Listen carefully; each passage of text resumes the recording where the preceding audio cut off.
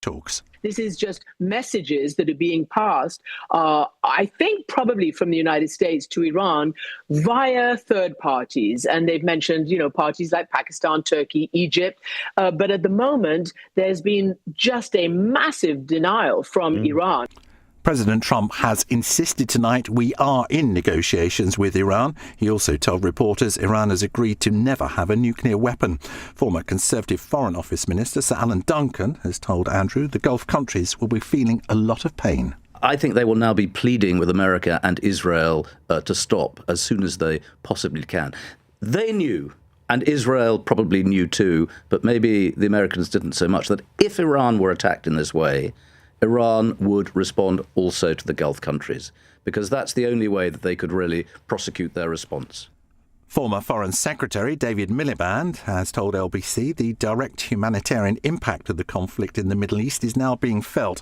As the CEO of the International Rescue Committee, he told Andrew this is one of the largest potential refugee crises we've ever known. Just by way of comparison, if you think back to the Syria crisis that was tumult in Europe 10 years ago, Syrian population only 25 million. If anything like that proportion of the Iranian population moved through Turkey and elsewhere, then obviously that'd be huge. I also want to flag Lebanon, which is a small country, 6 million, 5.5 million people, over 1 million Lebanese, 1.2 million displaced, 1,000 killed, by the way.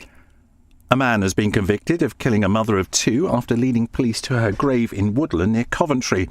Mohammed Durniam was cleared of murder but found guilty of manslaughter, while another man was jailed for helping dispose of Rhiannon Coulson's body. Transgender girls must leave Girl Guiding by September the 6th. The move follows an announcement in December saying it's limiting its membership to girls and young women. Girl Guiding says it's a difficult decision, but is a result of a 2025 Supreme Court ruling which said the words woman and sex in the Equality Act 2010 refer to a biological woman and biological sex. Vets are going to have to publish their price lists and put a cap of £21 on prescription fees. An investigation by the competition watchdog found that prices have been rising at almost twice the rate of inflation. Baroness Heyman is Animal Welfare Minister. We are absolutely focused on helping families save money on caring for their pets, and that we believe transparency and choice around pricing is really important. 4 ambulances loaned by the government have arrived in Golders Green in North London to replace those owned by a Jewish community group which were destroyed in an arson attack. They were set on fire yesterday morning.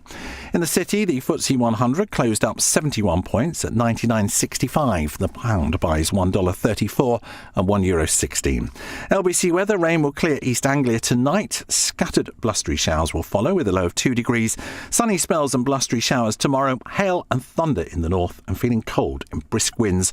A high tomorrow of 9 degrees. From Global's newsroom for LBC, I'm Tim Humphrey. This is LBC from Global, leading Britain's conversation with Iain Dale.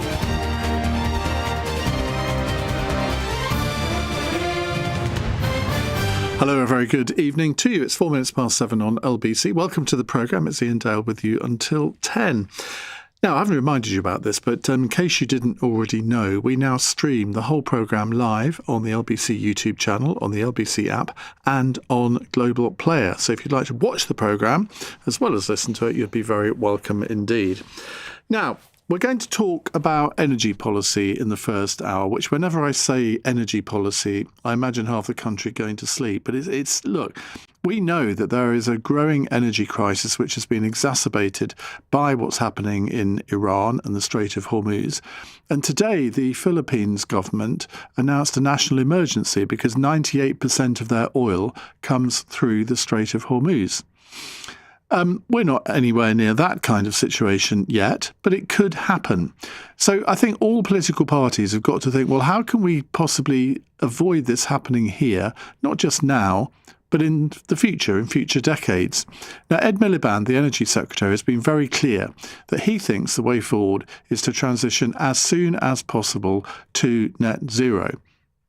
I think a lot of people within his party, a lot of people within the Liberal Democrats, a lot of people, well, the Green Party would certainly agree with that. And there are plenty of Conservatives that do. Not so many Reform UK members, it has to be said.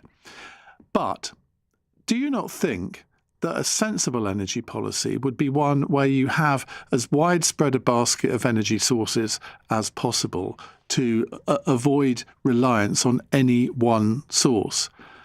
Now, renewables, I think virtually everybody, I think, is in favour of renewables, whether it's wind power, solar power, wave power. But we can all see the logic of putting much more money into expanding renewables, because that is the way to get to net zero. And I think most people, unless you really have got your head in the sand, most people think that transitioning to a carbon-free economy is a good thing. The question is, how quickly can you do it and how much is it going to cost? What's the right balance? And that's really the question that I want to ask you in this hour. But do you think Ed Miliband is right to stick to his guns over net zero, or is it time to, as the saying goes, drill, baby, drill? I think it was Sarah Palin that came up with that one, wasn't it?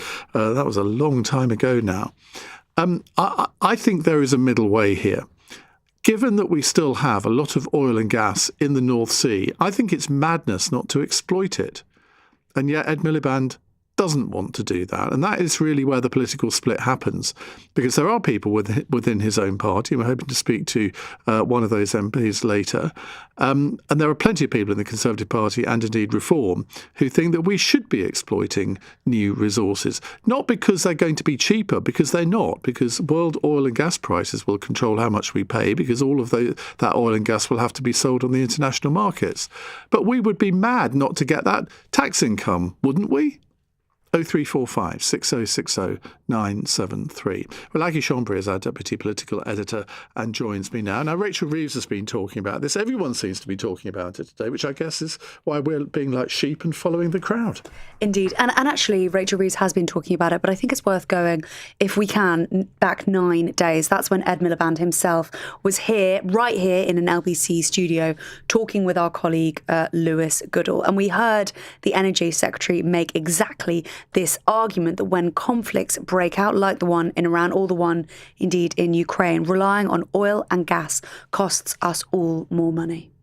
Our reliance on fossil fuels is causing in Russia, Ukraine, tens of billions of pounds. And has given us a huge fiscal boon over the years from North Sea oil and gas. Oh, well, that's interesting, you see, because I disagree with you, Lewis. You don't think that the North Sea has been a long-term fiscal boon to the UK? I think the North Sea has brought important revenue, but I think our excessive dependence on fossil fuels has been a massive problem. The Climate Change Committee came out with really interesting figures this week which showed that the cost simply of Russia-Ukraine for the country is the same as the total cost of getting to net zero by 2050. Now, that is the scale of the exposure and dependency.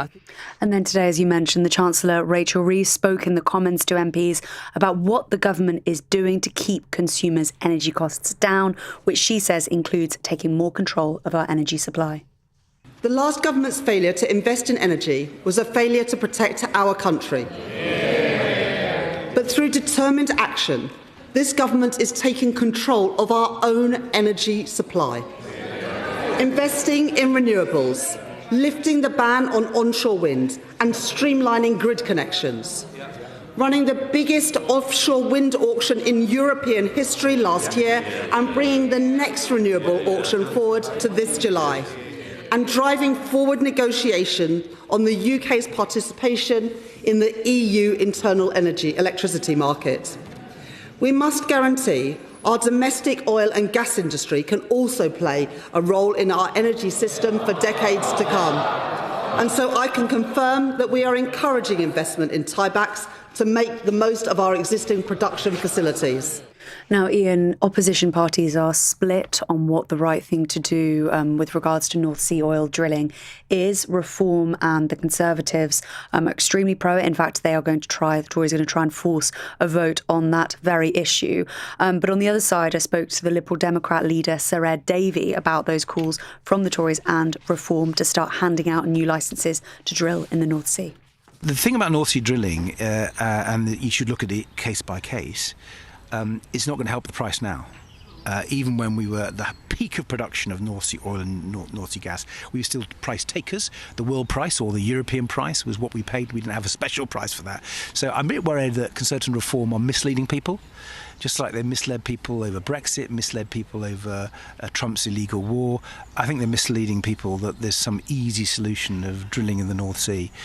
There are other reasons why you might do that, but they're just misleading people about any price benefit. But it doesn't sound like you're opposed to it. Well, you take each issue case by case. So that was the Liberal Democrat leader, Ed Davey, speaking there. One of the other things that Rachel Reeves talked about in the Commons today was encouraging investment in tiebacks. She said our domestic oil and gas will play a role in our energy for years to come. Effectively, tiebacks meaning drilling in wells adjacent to current sites. That's something that was announced back in November, but Rachel Reeves talking about that again today.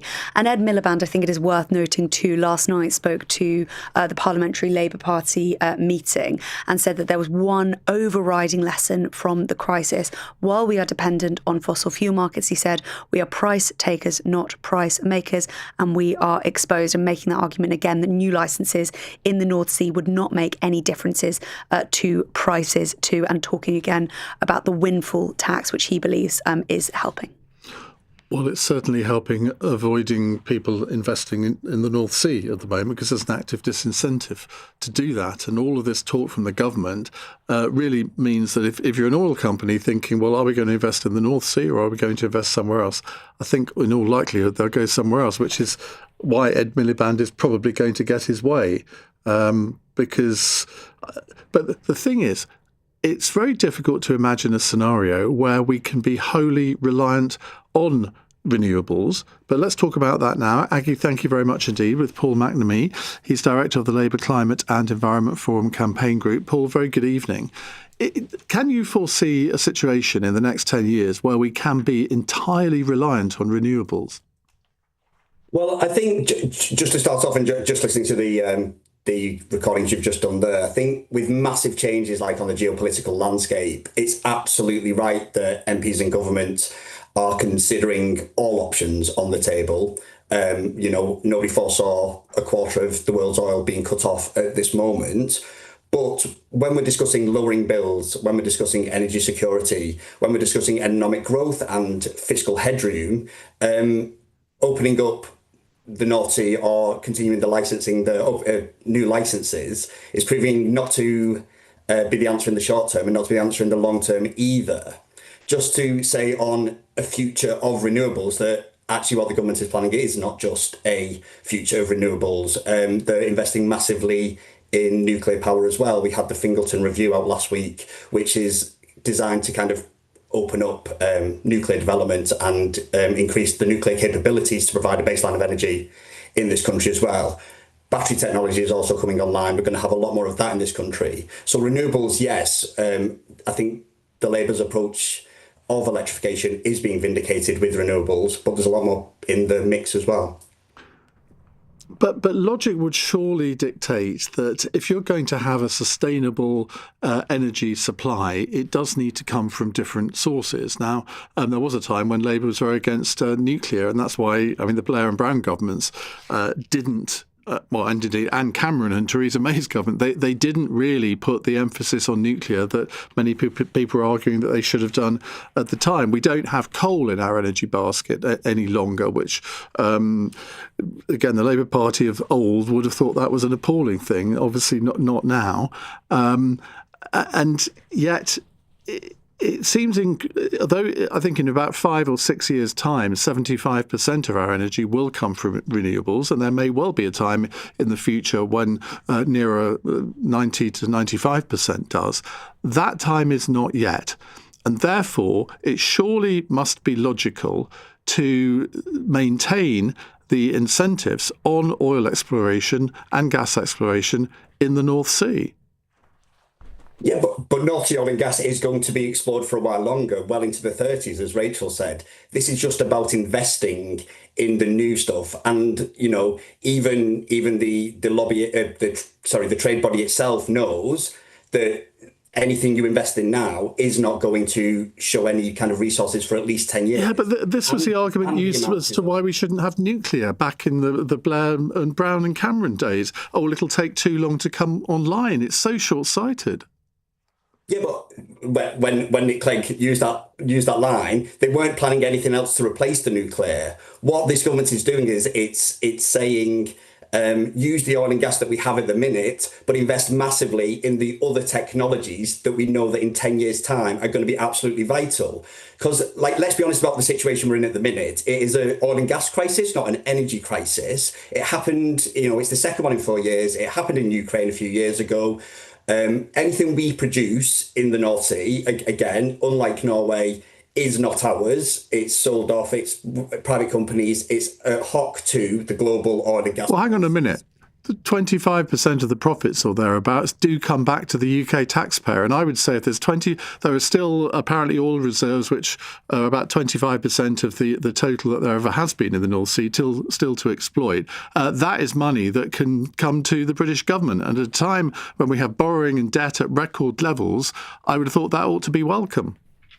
Well, I think that number as well is what's known as the best case scenario about the amount of oil. All right. Well, even if it's 15%, I mean, it's still the point still stands. But the problem is that the volatility comes part and parcel of that. So you wouldn't get anything for it for a long time to come. So, like I said, it wouldn't be lower bills. It wouldn't be any sort of economic growth. And what happens in 10 years' time when there's another kind of volatile situation in the Middle East, oil and gas prices shoot through the... Well, it wouldn't matter, would it? Because if we've got 90% renewables by then, it wouldn't matter. But we're still making money from it. But what I'm saying is we'd have no control. We wouldn't have access to that oil and gas. It could be too expensive. It could be being sold on the international market. It's much better, as the government is doing at the minute, invest in nuclear, invest in batteries, absolute rollout of renewable energy, and get everything electric. So you're quite happy to basically give away potentially billions of pounds of tax revenue to this country on the basis that we wouldn't have control over the prices. I mean that's utterly preposterous. No, but that is not giving away billions of pounds. Well, it is.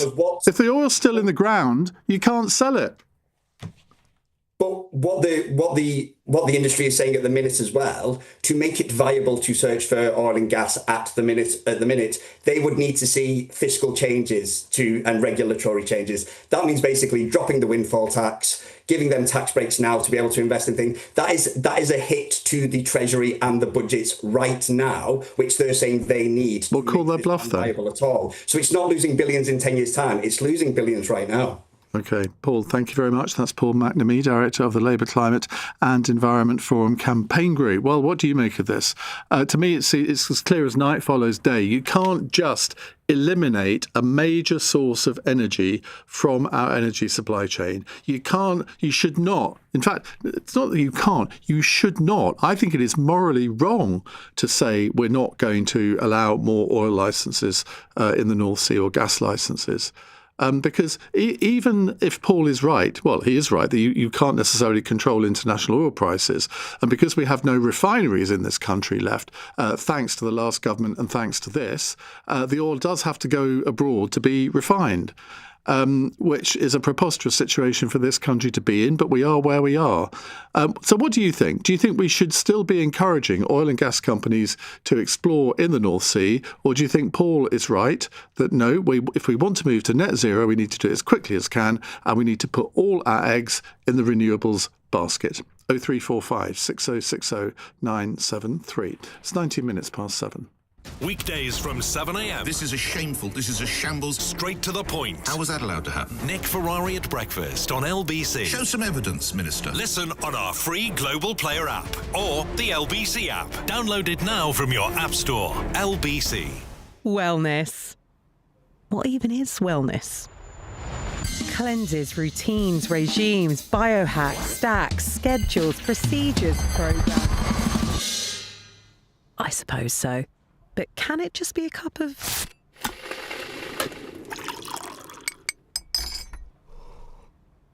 Pukka herbal tea? Ah, Pukka. Nothing beats nature. Amazon offers term time working to their employees, like Anton, who's home to look after his daughters during their holidays. Hello? To him, this is the best sound in the world. Actually, maybe that's the best sound of all. Now that's term time working. Offered at Amazon. 10 weeks off guaranteed per year. Mix of paid holiday and unpaid time off. Conditions apply. If you owned a diesel Nissan, Renault, Jaguar or Land Rover built between 2009 and 2020, you could be entitled to compensation. Checking takes minutes at jointheclaim.com, and if successful, compensation could be worth thousands. Don't miss out. You could be among the millions of drivers across the UK bringing diesel emissions claims. Check now at jointheclaim.com. Join the claim! Eligibility criteria apply and any compensation may vary. Iain Dale on LBC. 7:21 on LBC. We were hoping to speak to the Labour MP Henry Tufnell because he actually thinks, he wrote an article in The Sun yesterday, which was headlined, "Britain must scrap woke ideology and embrace energy sovereignty to save struggling families and revive industry." So he was actually arguing exactly the opposite of what Paul McNamee was arguing there, and that we should be exploiting oil resources. Now, there are votes going on in the House of Commons at the moment. We had booked him to speak right now, but he doesn't seem to be able to make it and has suggested we reschedule for tomorrow, when we'll no doubt be talking about something else. But there we go. We will come to your calls instead. Let's go to Miles in Croydon. Hello, Miles. Hello there, Ian. How are you doing? Not too bad, thank you. What would you like to say? Yeah, you mentioned just now you felt it was morally wrong not to develop and exploit more fossil fuels from our seas. I would put an argument forward based on science, based on our legal obligations, based on what pretty much every government recognises around the world, that it's a moral vandalism for our future generations if we don't tackle climate change. I agree with you. And so giving new licences out to the oil and gas industry, who have done everything possible to delay the transition to a cleaner energy system in the world, is going to grow exploration and extraction into the second half of this century. This country has got a legal obligation to get to net zero by the 2050. So there is no role for that oil and gas in the second half of this century if you follow what science tells us, what the law tells us, and what we know is the right thing to do. But of course, if you're in the oil and gas industry, or if you're politicians who are sponsored there, you will do everything possible to delay the transition and to fight for new exploration, which can't align with tackling climate change. Well, I think actually it can. I mean, I agree with you. How does it tackle climate change in the second half of this century when we need to be beyond net zero if you're burning fossil fuels to create power? Well, I think the main thing is we have to have certainty of energy supply. And if you believe, as you may well do, that by 2050 we will have 100% renewable energy and there won't ever be any breaks in that, well, fair enough. I don't believe that. I don't think that energy source is reliable enough to rely on it 100% by 2050. So therefore, you have to ameliorate the risk. You do that by investing in other energy sources. Now, we're doing that, albeit belatedly, in nuclear, although, I mean, even if we started the process to build a new nuclear power station now, it'll probably take 15, 20 years to come on stream. So that's one part of it. But given that we know that we have the energy and gas in the ground under the North Sea, I mean, we can argue about how much there is, what residue is left. If it's commercially viable to exploit it, I would say that even if it only takes 5% of our energy after 2050, that is a good insurance policy and it's worth doing. Now, you say that the oil companies, they're only intent on fossil fuels. Well, if you look at actually what BP, Esso and plenty of others are doing now, they are, I mean, all of their advertising now is about renewables. I mean, it's almost as if they were never oil companies. So I'm not sure I take what you say there sort of 100%. Yeah, I mean, I do disagree. There is plenty of oil and gas already explored and being exploited around the world, and pushing more investment into that part of the economy is simply just going to destroy. I'm not saying we should push it into that part of the economy. You're allowing that investment to happen. Yeah, you're allowing is not pushing. Well, okay. You're allowing that investment to happen rather than investment where it needs to go, which is developing our future grids, connecting up with Europe, You mentioned earlier, a few billion that we will lose on taxes on oil and gas in the second half of the 21st century, when we should be well off oil and gas. We have a massive energy resource in the UK, not coal, not oil, not gas, but wind, and solar to some degree, but wind is the key one. At the moment, as we speak, wind is generating 7 times more of our electricity in the UK than gas. And we currently have 25 gigawatts of wind assets in the North Sea. There is plans for Europe, by European countries, to build that out to 300 gigawatts. That is a huge industry. Engineers, we have the biggest wind industry, as I understand it, in Europe. We've done very well in that. Last year, didn't we build the biggest offshore wind farm that there is in the whole of Europe? Absolutely, but Ian, that is only a scratching the surface. Yeah, but what you're trying to do, you're trying to make out that we're way behind the line here. We're not. We're actually leading Europe. No, yeah, we are, and exactly that. We are like the Saudi Arabia of renewable energy here in the UK. We have got a huge industry today, and that's why 7 times the electricity this evening is coming from wind than is coming from gas. But there is a massive amount of development. The government has planned by the end of this decade to double onshore wind, triple solar, and we've seen some news on that today in houses, which is long overdue. Yeah, and I've just Miles. Now, just one last. That is electrons, green electrons, that we can generate without any impact on or minimal impact on the environment, and export to the whole of Europe as well as power our country. Now that is a massive commercial opportunity for the UK. Totally agree. In the future industry, we should not be kowtowing to the pressures of an oil and gas industry, which needs to be removed from our energy systems. Otherwise, future generations simply won't have an earth to live on. And the science tells us that. And, we can have politicians come out and just poo-poo it and call it net stupid zero, which, that's just the words from the oil and gas industry. That's just people trying to derail the beliefs of the public. And we have to, for our children and for our grandchildren, we have to listen actually to the facts, and we have to look at the reality. We have all the technologies. We know how to do this.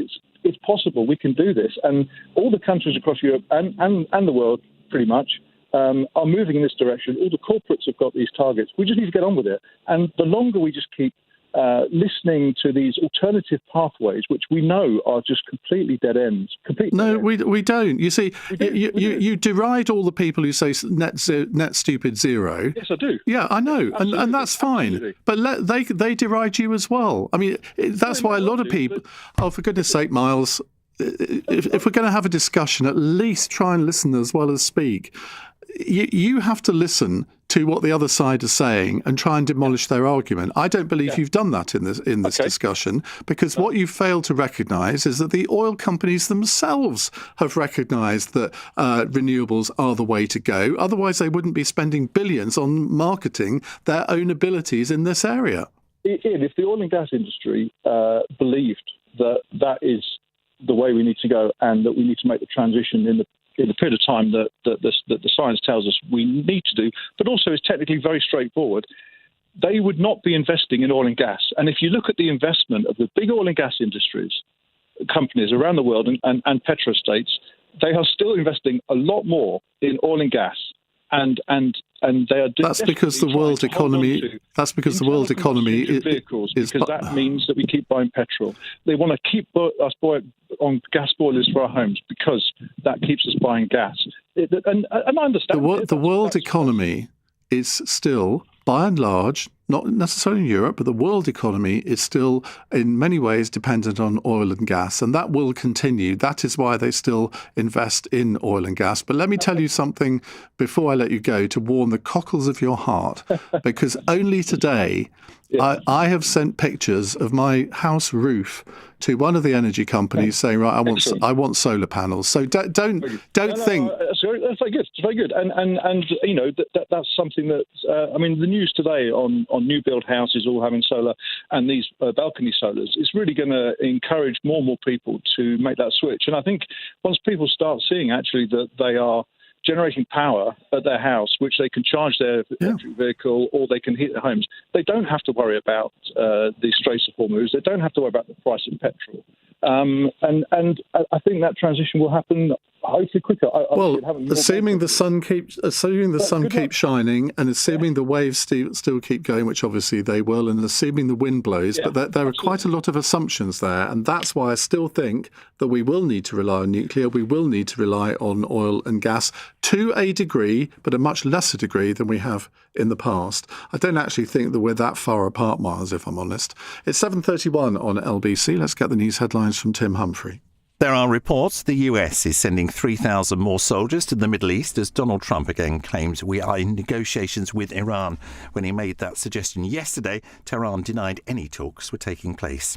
Here, the chancellors revealed targeted contingency plans are underway should energy prices spike because of the war. But Rachel Reeves has hinted any support with bills would be targeted rather than universal. Buckingham Palace has confirmed the charity which monitors anti-Semitism, the Community Security Trust, has made the King its patron. It follows an arson attack on 4 ambulances in London, which is being treated as an anti-Semitic hate crime. Replacements for the vehicles have arrived today. LBC weather: rain will clear East Anglia tonight, scattered blustery showers to follow, and a low of 2 degrees. This is LBC. And now your travel news. It's starting to look a bit congested on the A4872 southbound. We're hearing reports people are slowing down to look at the Volkswagen Transporter sales event. Apparently you can get £1,500 off any new Transporter. That's any variant, any trim, and any colour until the 31st of March. Now that's a deal worth queuing for. Search VW Transporter offers.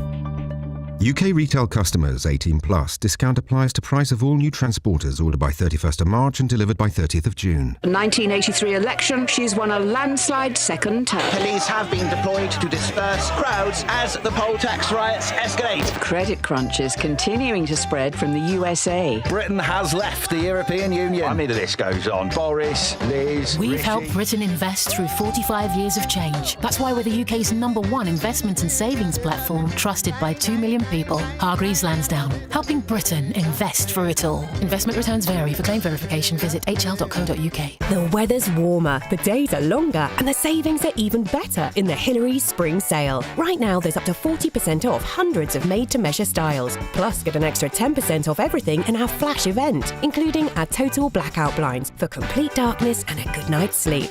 And don't forget, with Hillary's, measuring and fitting is always included. So get window-wise and book your free in-home appointment today at hillarys.co.uk. But hurry, an extra 10% off everything ends the 13th of April. Conditions apply. This is LBC with Iain Dale. Call 0345 6060 973. 7:33 on LBC. Now, we're not talking about Iran on the programme today, probably the first time this month, it has to be said. But I do want to have a word about Lebanon, because Lebanon today expelled the Iranian ambassador, and Israel has vowed to occupy the southern half of Lebanon below the Litani River as part of the conflict with the Iran-backed Hezbollah. Well, let's catch up on events in Lebanon with Ronnie Chattar, who's a Lebanese political analyst and the host of the Beirut Banyan podcast. Ronnie, good to talk to you again. It is somewhat ironic that Lebanon has expelled the Iranian ambassador, something which Western European countries haven't done. Well, let's put it at least in some perspective. This is after a lot of pressure to do at least some symbolic gesture against the Iranian regime from the Lebanese government. And I want to emphasize this is symbolic. In other words, it's not the ambassador who's dictating what the IRGC does from Lebanon. That's the Iranian regime and its security leverage and now base in Lebanon that's commanding this war from Lebanon. The ambassador, as far as I know, never arrived, never presented his credentials, and the embassy will remain open. At the same time, I will say it's an important first symbolic step. The foreign minister is trying to dictate new terms in diplomacy. It's a positive step forward, but it's very late. I would argue, actually, European leverage against the Iranian regime is far more important what the Lebanese government can do right now in any way, shape, or form against the Iranian regime. How strong are Hezbollah still in Lebanon? Very strong. Now, clearly, not at the level the last time we spoke, which I suppose was during the last round of fighting 2 years ago or so. They've been diminished significantly. They've been crippled. The command structure was eliminated 2 years ago, Iran is now driving Hezbollah from Lebanon. They remain a very sophisticated paramilitary force, hence they can still fight even after getting a very hard beating 2 years ago. But I'll say one thing. There is a lot of pressure on this group in Lebanon, which makes this round different. Political pressure, diplomatic pressure with what happened earlier today, and also security pressure that the Lebanese army is in a position now to do more than ever since the civil war ended. So there's heightened pressure on this group to release its arms, surrender its arms. The government has banned IRGC activity and Hezbollah's weapons. But again, these are first steps in a better direction. They're still able to fight, and they're battling the Israelis as we speak. Are you expecting Israel to launch a full-scale invasion of southern Lebanon? That's a good question. I would assume that something similar to what they had pre-May 2000 will reappear. A buffer zone, on their terms, of course, not ours, a security zone where the Israelis more or less depopulate the entire southern stretch of Lebanon, which comes out to about 15% of the geography south of the Litani River. In those days, though, pre-May 2000, they occupied Lebanese citizens. Lebanese lived under Israeli occupation for the better part of nearly 2 decades. I doubt this time that will be the case simply because the Israelis have forced Lebanese out of their homes 2.5 weeks ago, forced evacuation orders that pushed 1.2 million Lebanese out of their homes. From the south, from the southern suburbs of Beirut, I doubt the Israelis will let anyone return south of the Litani River anytime soon. It will be a depopulated buffer zone that, of course, is on Israel's terms, not on Lebanon's, and it's bad news for Lebanese sovereignty. So why have all those people gone? Many displaced are in Beirut. My own building, there's empty apartments that were filled up. You have schools that are housing the displaced. You have hotels that opened their rooms. You have 1.2 million Lebanese. The luckier ones are more stable in their living conditions. You still have thousands on the streets of Beirut. In downtown Beirut, it's quite apocalyptic. And it's actually quite tragic. You have boutique shops, high-end restaurants, and then across the street, Lebanese living in tents under the rain, cold, wet. It's misery. And right across the street is the shining downtown, or at least what was once considered the glitzier part of Beirut. It's apocalyptic in nature, and it's a terrible situation to be living through this again. I mean, is it possible to retain any sense of optimism about the future of Lebanon and indeed Beirut? I mean, I was there. I think we've had this discussion before. I was there in 1991, and I mean, a lot of the city was in ruins at that point. But it is the most beautiful country. I mean, the Bekaa Valley, which I shouldn't have been driven around, but I was because I took the risk. It's absolutely stunning. And Beirut has the potential to be the sort of Monaco of the Mediterranean or the Eastern Mediterranean. But every few years, something comes along to prevent it reaching its full potential. Can you retain any sense of optimism about the future? I appreciate you letting me go back to the early 1990s because you experienced a Beirut that was just coming out of civil war. Yeah. And that was meant to be the end of that 15-year nightmare where Lebanese would reconfigure what they need to do to live together in some form of unity and no war. When you were here is when the Syrian occupation really began, meaning the paralysis of those chances that ended under Syrian tutelage. My generation, it's 2005, when the Syrian army quit Lebanon at the beginning of what is ending right now, which is Iran's dominion over security and foreign policy, best expressed in Hezbollah. It's ending. And it's ending in ways that are outrageous. Many Lebanese will die as a result of this. Many innocent civilians will lose their lives. At the same time, it's ending. And it's ending in ways that are perplexing. You have a Iranian-backed militia that has no agenda other than fighting for the Iranian regime, which is wobbling and on the brink. You have an unpopular, what was once considered resistance movement, unpopular and unable to legitimize this war. You also have, and this is earlier today, Iranian missiles over Lebanon being shot down, and the debris falling in areas not considered to be in any way, shape, or form sympathetic to Hezbollah. And you will have casualties. There'll be a lot of suffering, but I think it's ending. And for those reasons, once this round is over, I think Lebanon does have that chance to pick up where you last saw it, which was 1991, in a way that's good for Lebanon, not good for Iran, not good for Syria, not good for Israel, not good for anyone but Lebanon. I think it will happen. The thing I love about talking to you, Ronnie, is I always learn something, and I think our listeners do, and that's really what we're all about. And thank you so much for joining us. I hope to speak to you again very soon. That's Ronnie Chattar. His podcast, which is well worth a listen, is called The Beirut Banyan, Banyan. Right, let's come back to your calls on energy supply. Should we be heading more quickly to net zero? But why is it that we don't actually give ourselves a bit of credit in this country? Our carbon emissions in this country have gone down faster than any other country apart from Sweden over the past 30 years. That's something we ought to be shouting about. Yes, there are one or two other European countries that have gone a bit faster than us in terms of renewables. Denmark, for example, would be one, as someone's pointing out on a text here. But we have got to a point where on the odd day, 100% of our energy is now being supplied by renewables. And that's something we ought to think is a good thing.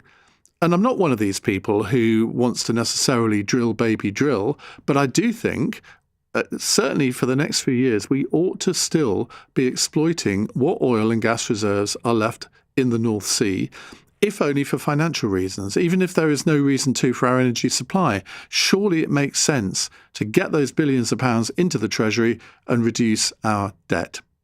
Let's go to James in Ayr. Hello, James. Hello there, Ian. I kind of think I agree with Ian, and then sometimes I don't agree with you. This is a simple matter of science, a matter of geology and physics. Oil will eventually run out, and burning fossil fuels just now is increasing global temperatures. These are undeniable facts. So the issue then is, how quickly do you want to go to net zero? You've kind of mentioned vaguely that we should get there, but when and how soon? That's the issue. And renewable energy is successful in the UK. It's working, and I really don't see the reason for further exploration in the North Sea. Well, one reason is because it's there. Yes, I know, but you mentioned tidal power, and then you said it might not work. But the moon is there. Yeah, but tidal power. Tidal energy will always be there. Yeah, well, that's what I would have thought. But how many schemes have we got in this country that give us energy from the waves? Very few. Most of them have been abandoned because they don't work. Yes, that's true, but other sources of renewable have been extremely successful. I agree. Where I tend to agree with you is in terms of nuclear power. There needs to be a backup, and if there is a nuclear backup, I can't see any reason for burning fossil fuels at all to generate electricity. Well, if we get to a point where we have enough nuclear power stations to provide that safety net, then fine. But we're not anywhere near there yet, and we're certainly not going to be there by 2050. Well, can I just tell you, actually, that here in Scotland, we actually generate 7 times the amount of energy that we need, and we export it. And if other places made that sort of investment in renewable energy, problem solved, effectively. Well, look, I think we should be exploiting all of the energy resources that we have, whether they're renewables or not. I mean, as I say, I'm not against renewables. I'm all in favour. I'm not particularly in favour of onshore wind, but I mean that's another subject for another day. Offshore wind, we've done brilliantly in. Solar energy is expanding exponentially. And as I say, I'm about to fit solar panels on my own house, so I'm not ideologically opposed to this sort of thing at all. And I think a lot of people who've put solar panels on their houses, they're effectively exporting energy to the grid themselves. So that is a good thing to do. But I think that the way that solar power has been sold to the British public has maybe not been particularly innovative. There doesn't seem to be an understanding of what solar energy can do. But James, thank you very much indeed for your call. Let's take this text here. The argument about our oil and gas fields is a ridiculous one. We are already utilising the last of our oil and gas where it is commercially viable. Well, that's simply not true. We don't get that oil and gas either. We get the tax rate on it. Yeah, that is true. What's wrong with that? It was roughly 10 to 13 billion a year at our peak of earnings. That's now down to 2.7 billion a year since the sites are mostly exhausted.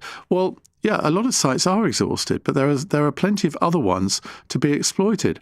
And if you say, well, it's only 2.7 billion a year, that's not much. Well, that's half a p on income tax. That pays for the winter or a lot of the winter fuel allowance.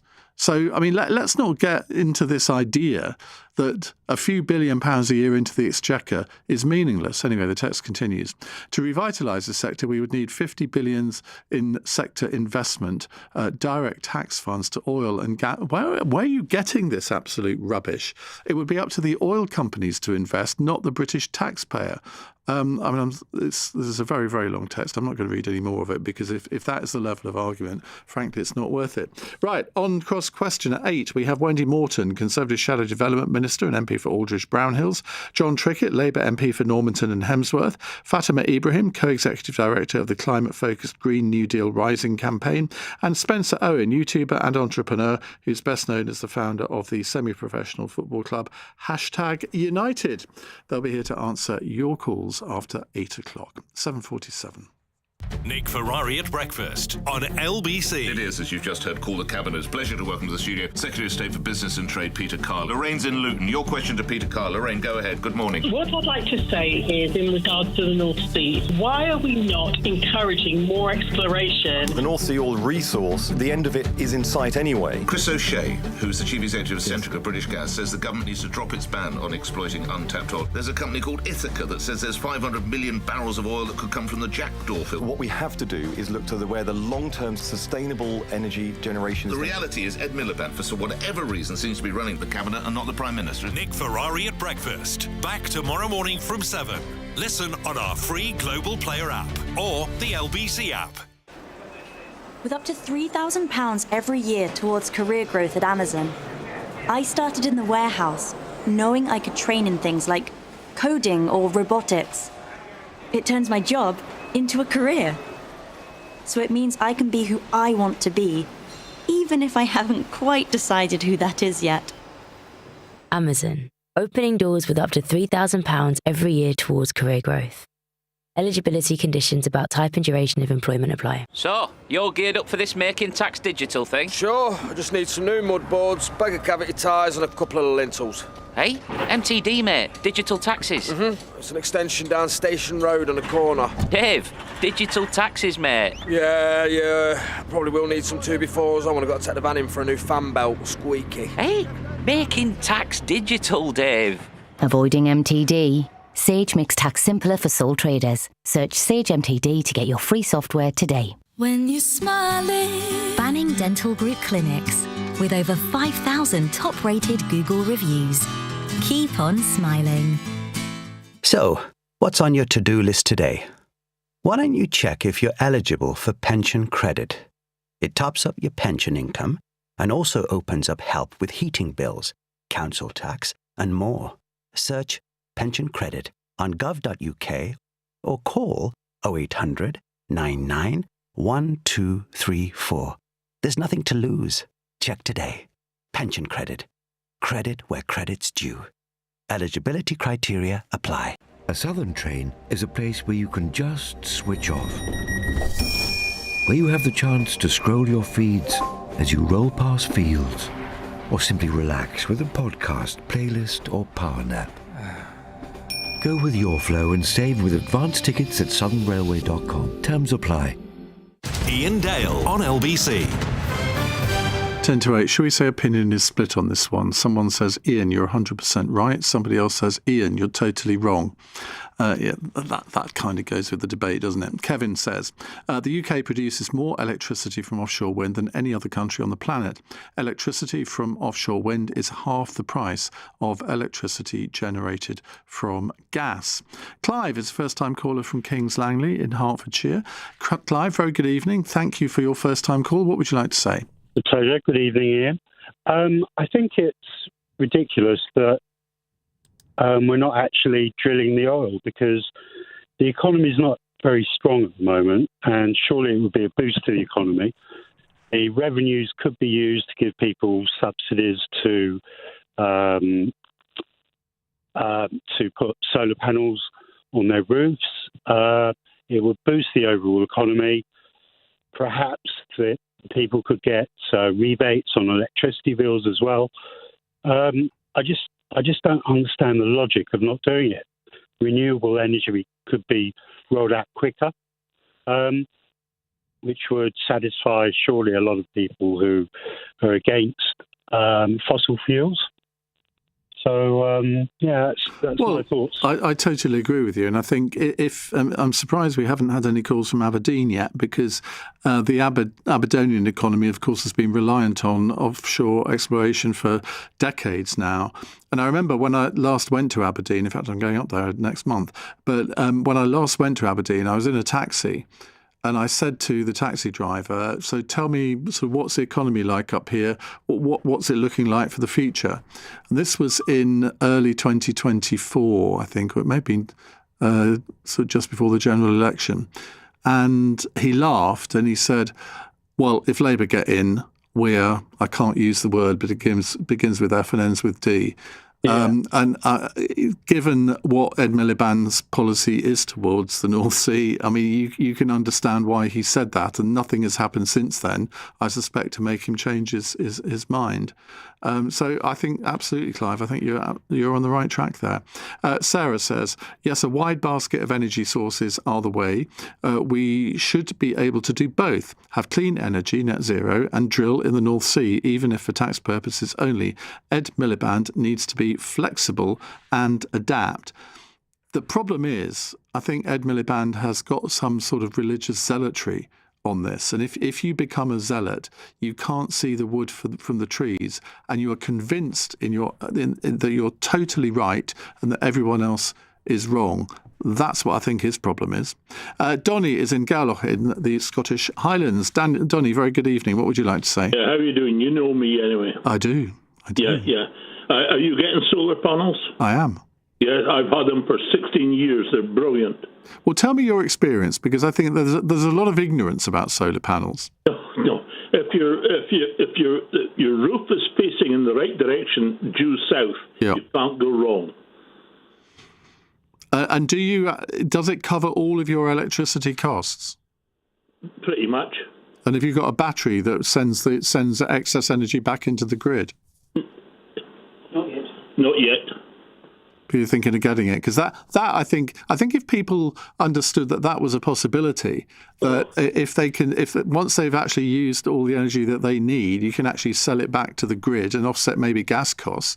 I mean, who wouldn't want to do that? I mean, obviously it costs a good few £1,000s to put these solar panels on the roof, though the panels themselves aren't the cost; it's the labour of doing it, I think. It saves our electricity bills. Yeah. Yeah, because we're on a good tariff, and that works fine. And you get enough sun in the Scottish Highlands? Well, in the west coast of Scotland, I do, for sure. Yeah. Yeah. We're in a sort of microclimate, so it works fine. It pays most of our electricity. So, I mean, what's not to like? So, what did you originally ring up to say?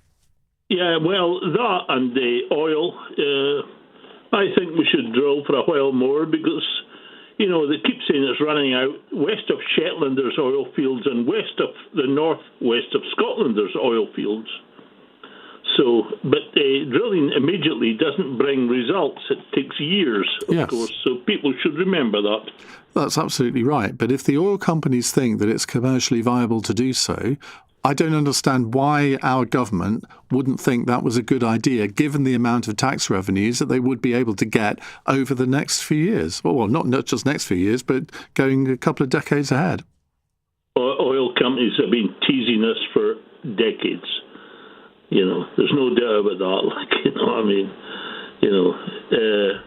Scotland itself, which I would speak for because I'm living in Scotland and I love the country, we have wind power, wave power, hydropower, and solar power.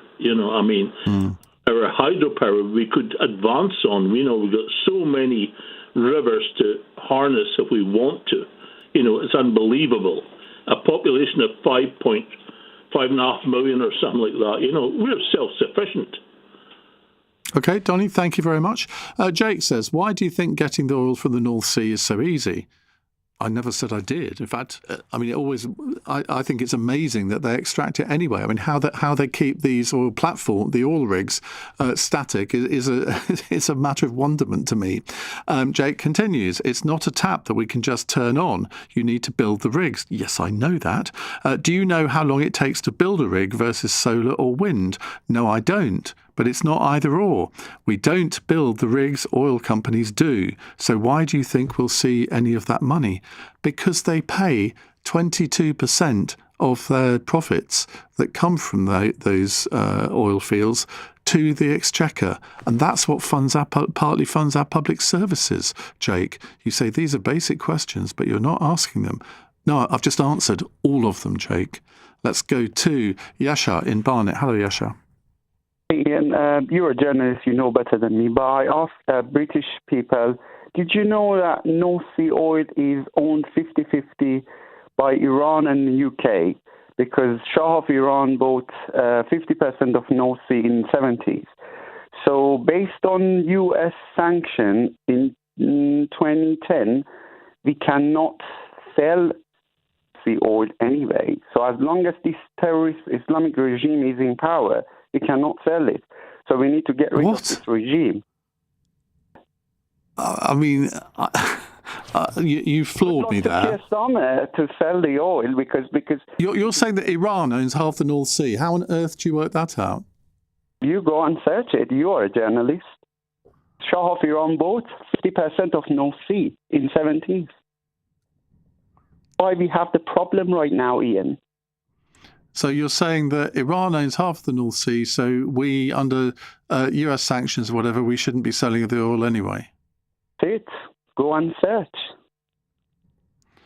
Well, Chris has just put something on my screen, which I'll read now. The RHUM gas field in the UK's North Sea is 50% owned by the National Iranian Oil Company. Well, I've got no idea how big that gas field is, but I don't think it's true to say that half of the North Sea is owned by the state of Iran. Whatever it is, there is a deal between Iran and UK government. That's why there is a problem that the UK government cannot sell it. Well, I think, look, my expertise in this area is non-existent, but I don't think you're right in saying that Iran owns half the North Sea. They may own half a gas field, but that is not the whole of the North Sea. Right, Yasha, thank you for that. Let's move on to, is it Tuesday today? It is Tuesday today. So let's have Tuesday's cross question. Joining me in a moment, Wendy Morton, the Conservative Shadow Development Minister and MP for Aldridge Brownhills, John Trickett, Labour MP for Normanton and Hemsworth, Fatima Ibrahim, Co-Executive Director of the climate-focused Green New Deal Rising campaign, and Spencer Owen, YouTuber and entrepreneur, best known as founder of the semi-professional football club #United. They will be here in just a couple of minutes to answer your questions. The number to call 0345 6060 973. You can send a text message on 84850 and you can watch us on Global Player, the LBC app and the LBC YouTube channel. On your radio, on the LBC app and Play LBC. Leading Britain's conversation. This is LBC. From Global's newsroom at 8 o'clock, there are reports that the US is sending 3,000 more soldiers to the Middle East as Donald Trump again claims we're in negotiations with Iran. Tehran had denied talks were happening.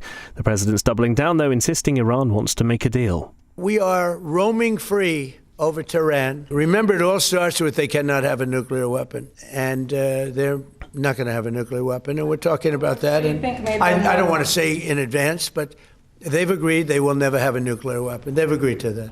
Rachel Reeves is planning energy bill support for those who need it if prices continue to rise as a result of the war in the Middle East. A man's been convicted of killing a mother of two after leading police to her grave in a woodland near Coventry. Mohammed Durnian was cleared of murder but found guilty of manslaughter, while another man was jailed for helping dispose of Rianne Coulson's body. A new price cap is coming into force for vet fees. Prescriptions will be limited to £21 after the competition watchdog found the average price of services has risen by 63% between 2016 and 2023. Liverpool have confirmed that Mo Salah will leave the club at the end of the season, ending 9 years at Anfield, where he scored 255 goals and won every major trophy. In the city, the FTSE 100 closed up 71 points at 99.65. The pound buys $1.34 and €1.16.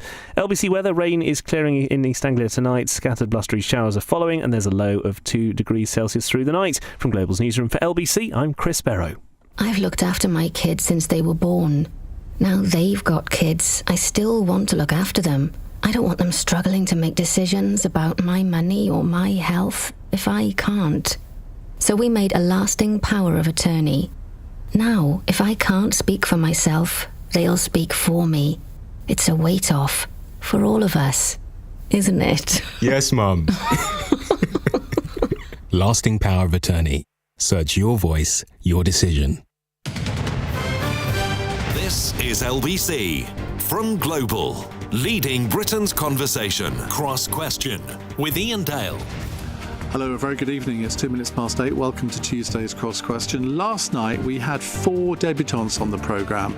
I think we've got 2 tonight, or possibly 3, but I think one of our panellists has done it. Yeah, he has. So we've got 2 tonight. Let me introduce our panel to you. To my left, Fatima Ibrahim, Co-Executive Director of the climate-focused Green New Deal Rising campaign. Next to her, John Trickett, Labour MP for Normanton and Hemsworth.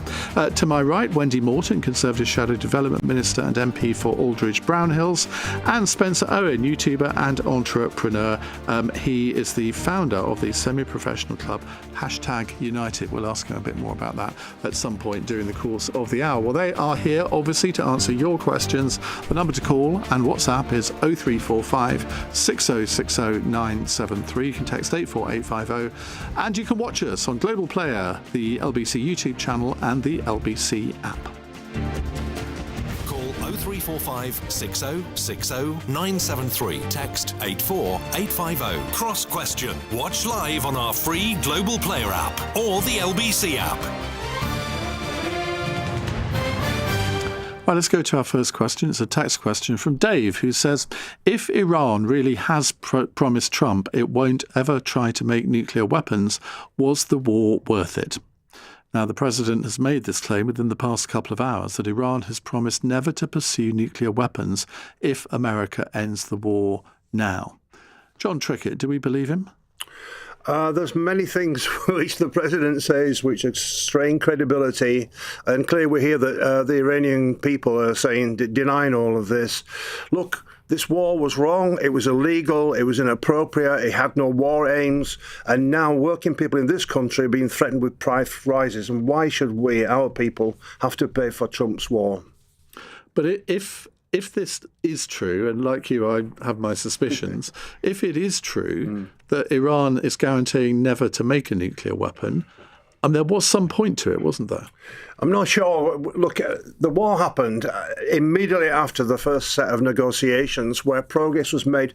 Our national security advisor, who works for the government, said he thought real progress was being made on disarming Iran from having nuclear weapons, and therefore I'm not sure how much progress has been made, but many people have died very, very sadly, and obviously the world economy is now in a difficult situation. Wendy Morton. Look, I agree. I think it's incredibly sad in the sense that it's incredibly sad people have lost their lives and nobody wants to see this war escalate. But this is about, do we trust Iran in what they are saying? This is a regime where we know there's a threat of nuclear. And so I would need some really, really serious assurances that was the case if they're saying that they're promising they're not ever going to make nuclear weapons, because I think we're in a very, very serious situation at the moment. I think there could be, serious consequences as a result of what's happening. And we've seen our own bases attacked. There was the drone on the base in Cyprus in Akrotiri. We found out about that. Who sent that is the question. And then just recently, in the last week or so, we found out that Iran had conducted a strike on the Chagos Islands, which is another British overseas territory. And which to me highlights a lot of questions why the government should not be giving the Chagos Islands away. So I think we're in a very, very serious situation at the moment, and the government should not just be sitting on the fence, which is what we've been seeing of late. Okay, Fatima? I find it very hard to kind of the concept of worthwhile, because we've been lucky to never, live in a country that was in war.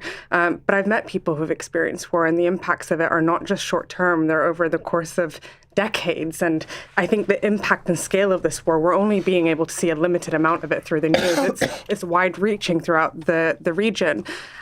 The other, I think, important factor is the U.S. is no longer a trustworthy source of news because of the man who's leading their country. And therefore, there were negotiations happening before the U.S. mounted this attack. We don't know at what point those negotiations got to. Now he's saying that they've agreed.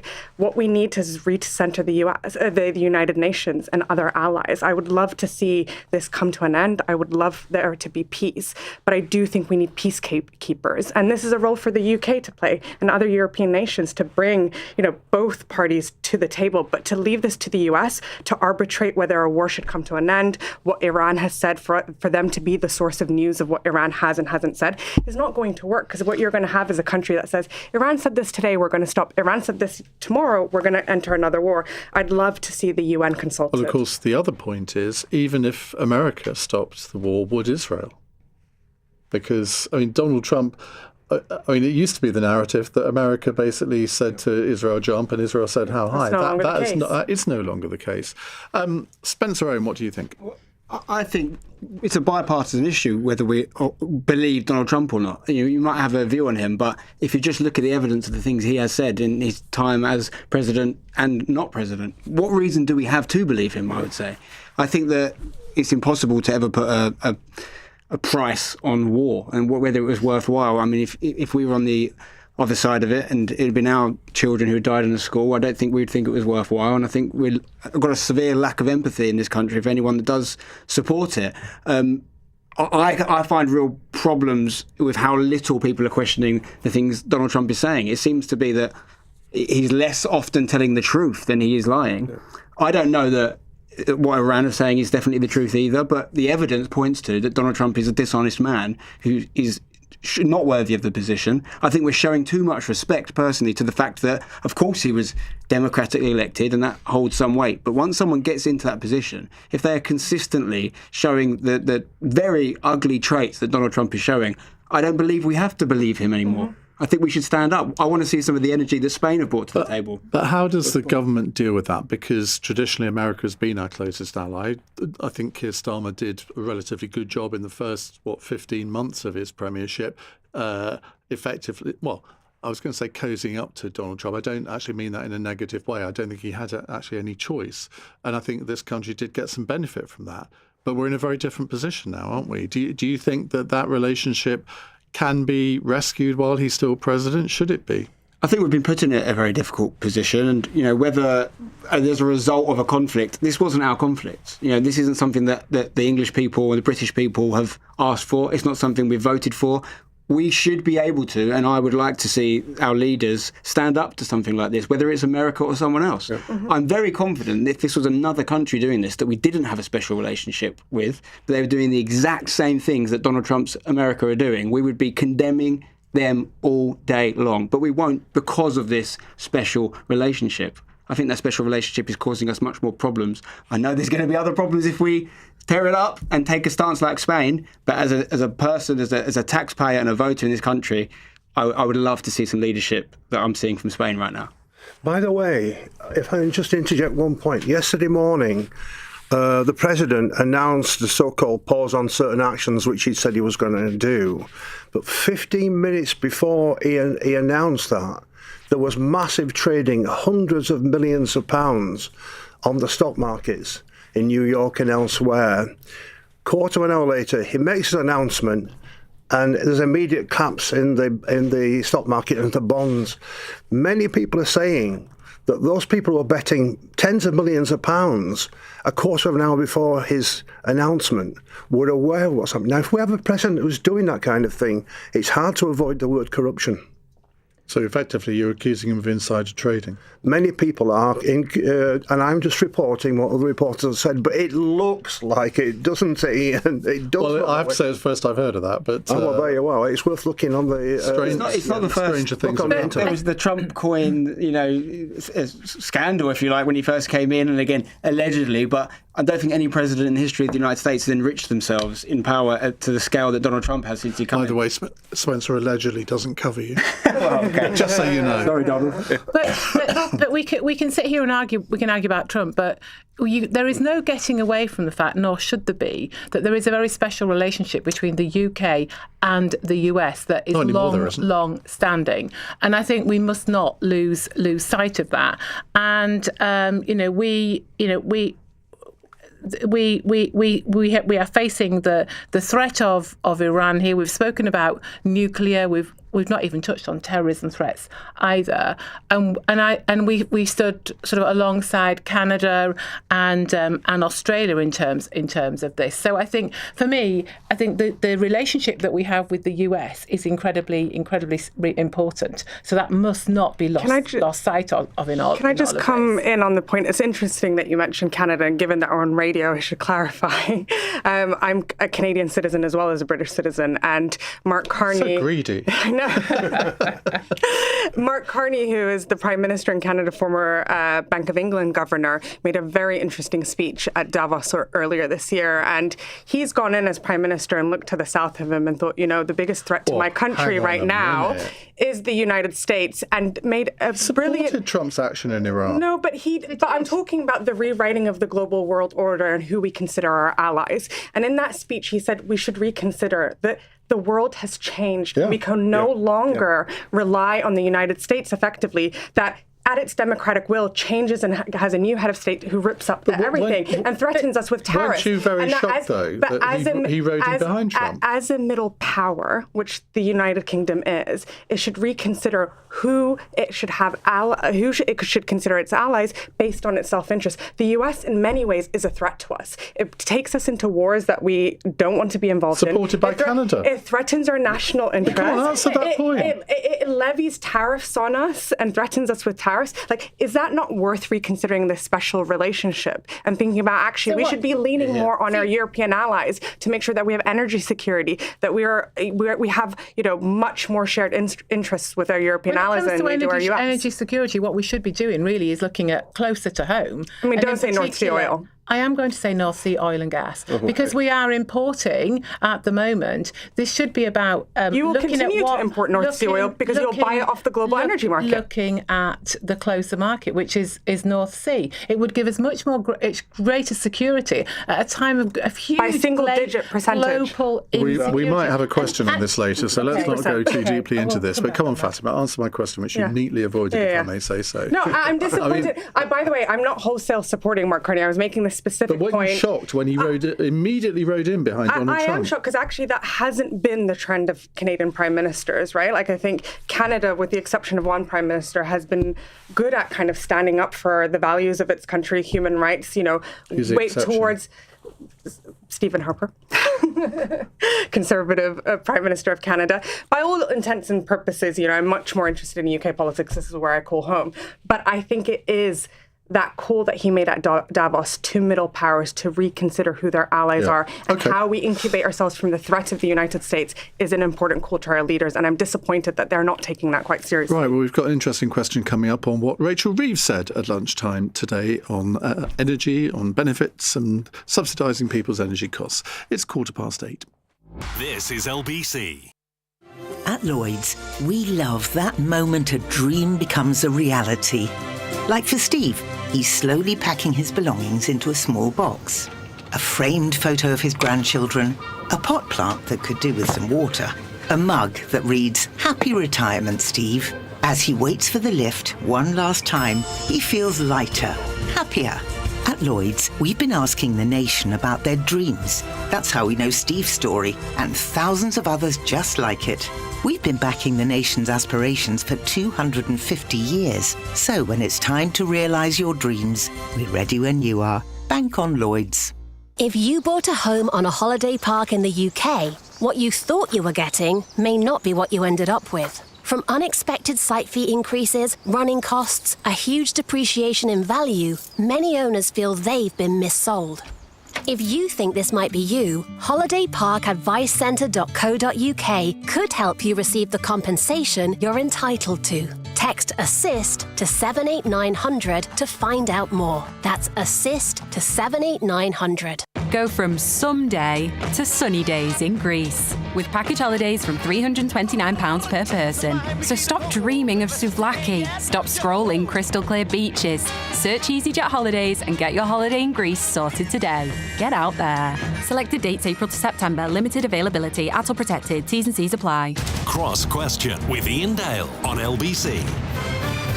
17 minutes past 8. With me on the panel, Wendy Morton, Conservative MP for Aldridge Brownhills, John Trickett, Labour MP for Normanton and Hemsworth, Fatima Ibrahim, Co-Executive Director of the climate-focused Green New Deal Rising campaign, and Spencer Owen, the YouTuber and entrepreneur. What are you entrepreneuring?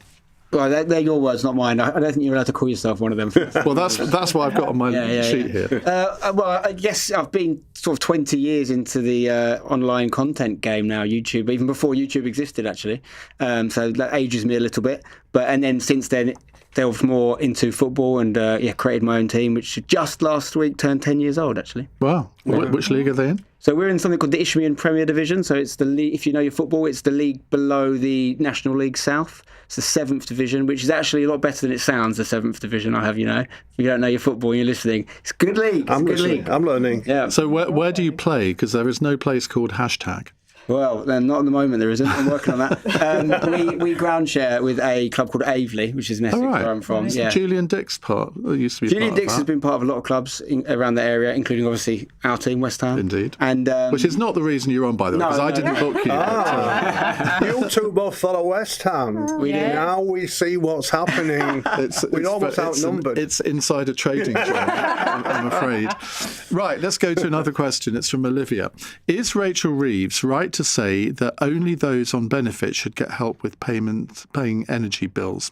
Now, the Chancellor has said today that she's planning to provide financial support to those who need it the most, her words, if energy costs rise very quickly in the months ahead. Now, that sounds perfectly logical, but the mechanisms for doing that can be quite costly. Sure. Fatima, let's start with you.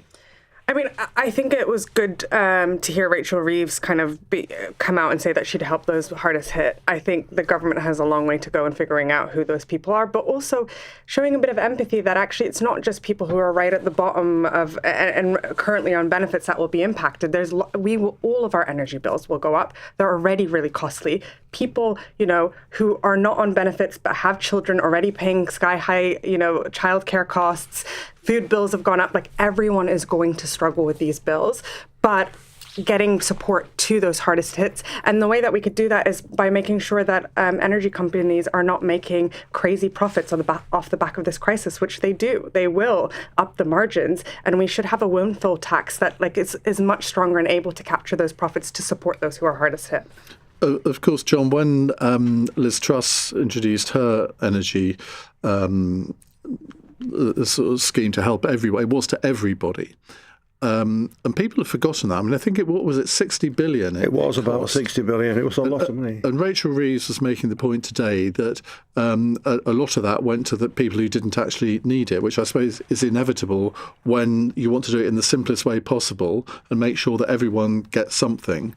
And Keir Starmer supported that at the time, but clearly they're not going to do something like that now. Well, I guess they're making judgments about the fiscal situation of the country, but I had a different view. I tackled Rachel in the nicest possible way today, because at the present time, I don't suppose many people Not know in a Julian Dix kind of way. Yeah, not quite the Julian Dix kind of way. But yeah, so I think, for me, the interesting statistic that I hold in my mind is that every single household of the country pays £500 of its fuel bills effectively for the profits which the big energy providers are taking. They're making huge profits. The last time there was this spike was after the Ukrainian war had started. And what we did was, and this was under a different government to the present one, prices spiked because the Conservative government decided to let the market run free. But afterwards it was and then they put billions in to try to subsidise everybody, as you just said. What the answer is to control prices and to avoid that kind of really quite outrageous profiteering, because when we'd seen the spike in energy prices, we discovered it was driven by outrageous levels of profit taking. That cannot be the case. So my view is to intervene in the market, control what they can charge us, or else take them into public ownership if they won't. And then we can protect everybody and not just the poorest. You haven't lost your radical edge, have you? I hope not. I'm getting radical as I get older, if there's such a word. Spencer. Yeah, I'm liking a lot of what I'm hearing from John there, and I perhaps will oversimplify it here, but it does seem very obvious to me what the solution is. Like, of course, we need to help people that are in need, and I'm always going to support that, but we're going to keep having the same problem, especially when there's conflicts that involve oil, right? We're going to have the same rising prices. Why can we not tackle it head on, especially when you consider the rise of the Green Party? It's very frustrating for me as someone who's in my lifetime always voted Labour, but would not do that if there was an election right now. I would vote Green because they're making the right noises. They're saying the things that the people want to hear.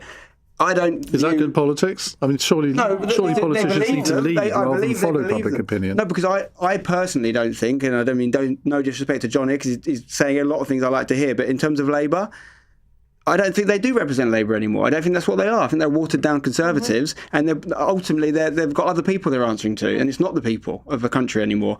It's quite simple what you need to do. We need to stop putting little plasters over what is a huge wound and fix a problem within the country, that these companies are allowed to profit so much in times of need for our people. And it's going to happen, isn't it? We know when these next lots of profits are reported, the numbers will be astronomical. Exactly. I need someone brave enough to take these people on as our Prime Minister ultimately.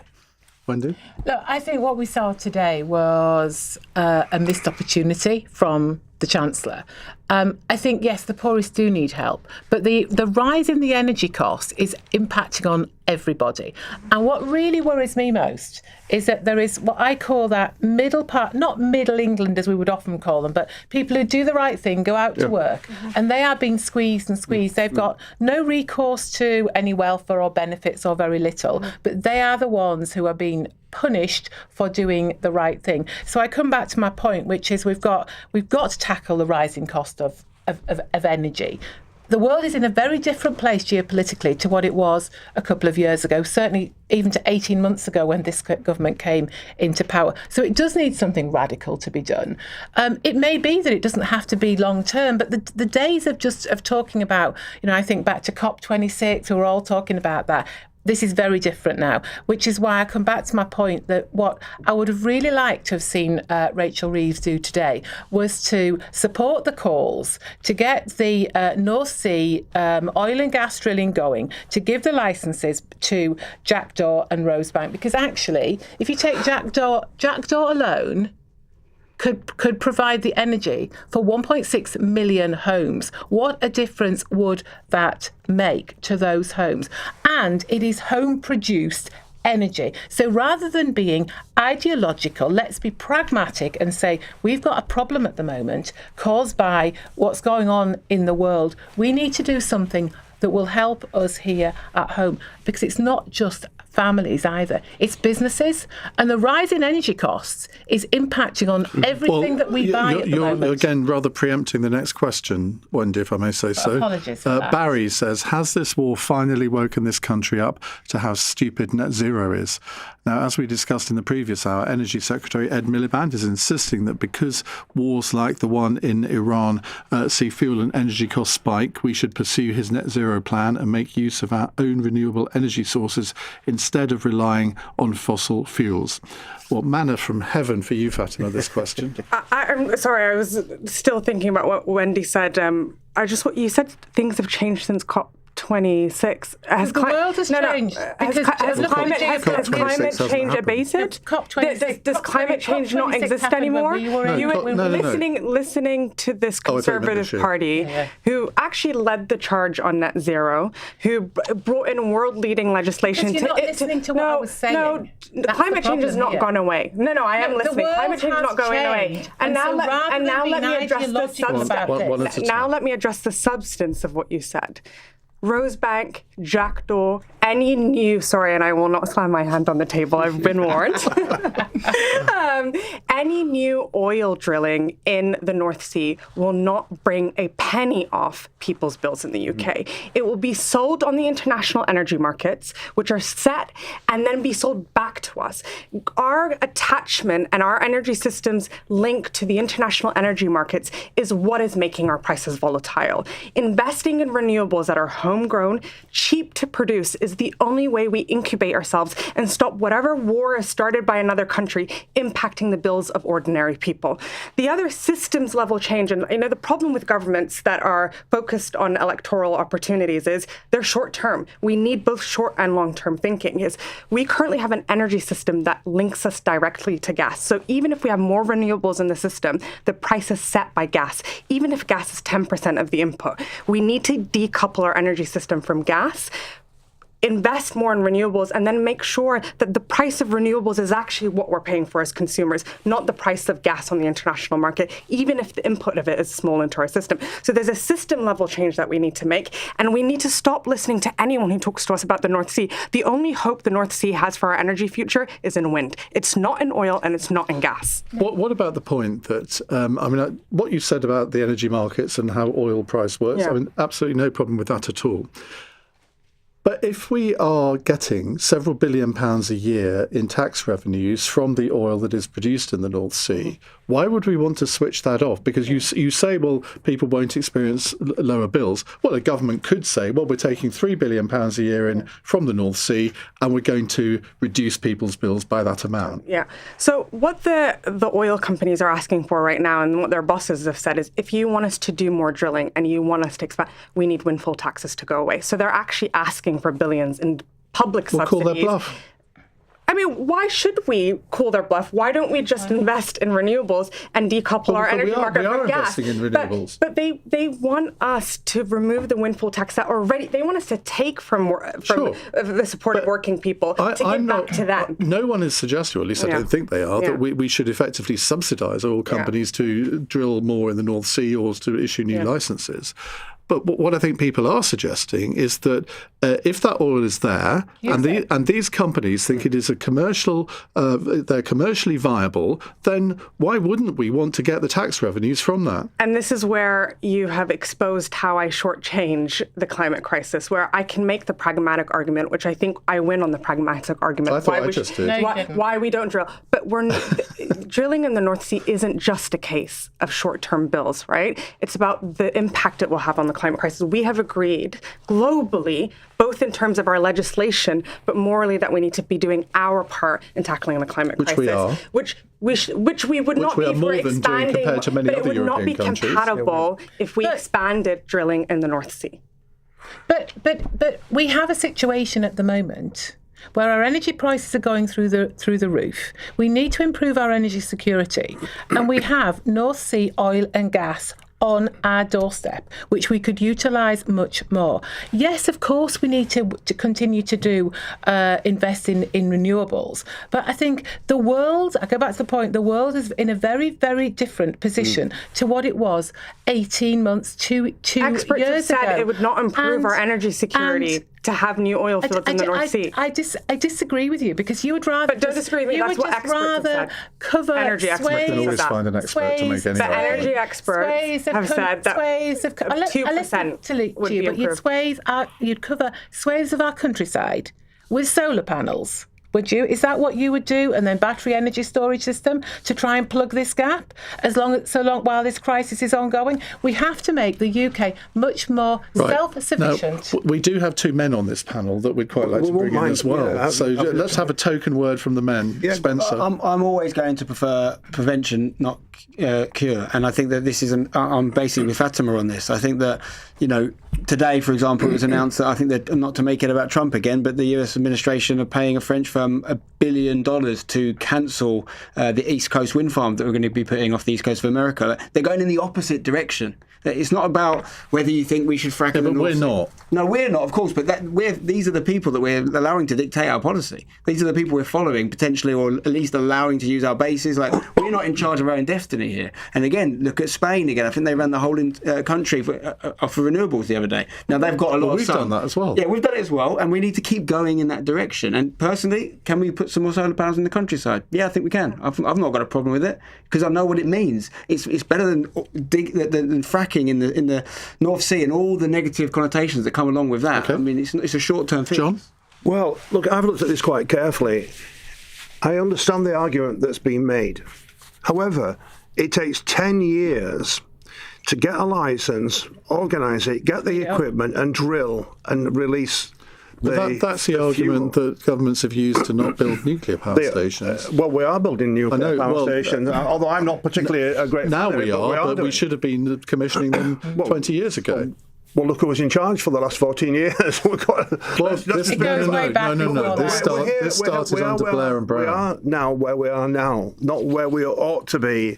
So the thing is, I understand the argument, but it ain't going to work. It takes 10 years to get anything out of the ground that's already there. And it ties us to world markets in fuel and gas, which are highly volatile, as we now know. We should have learnt the lesson back in when Ukraine was invaded. And what happens? An explosion of prices and profits.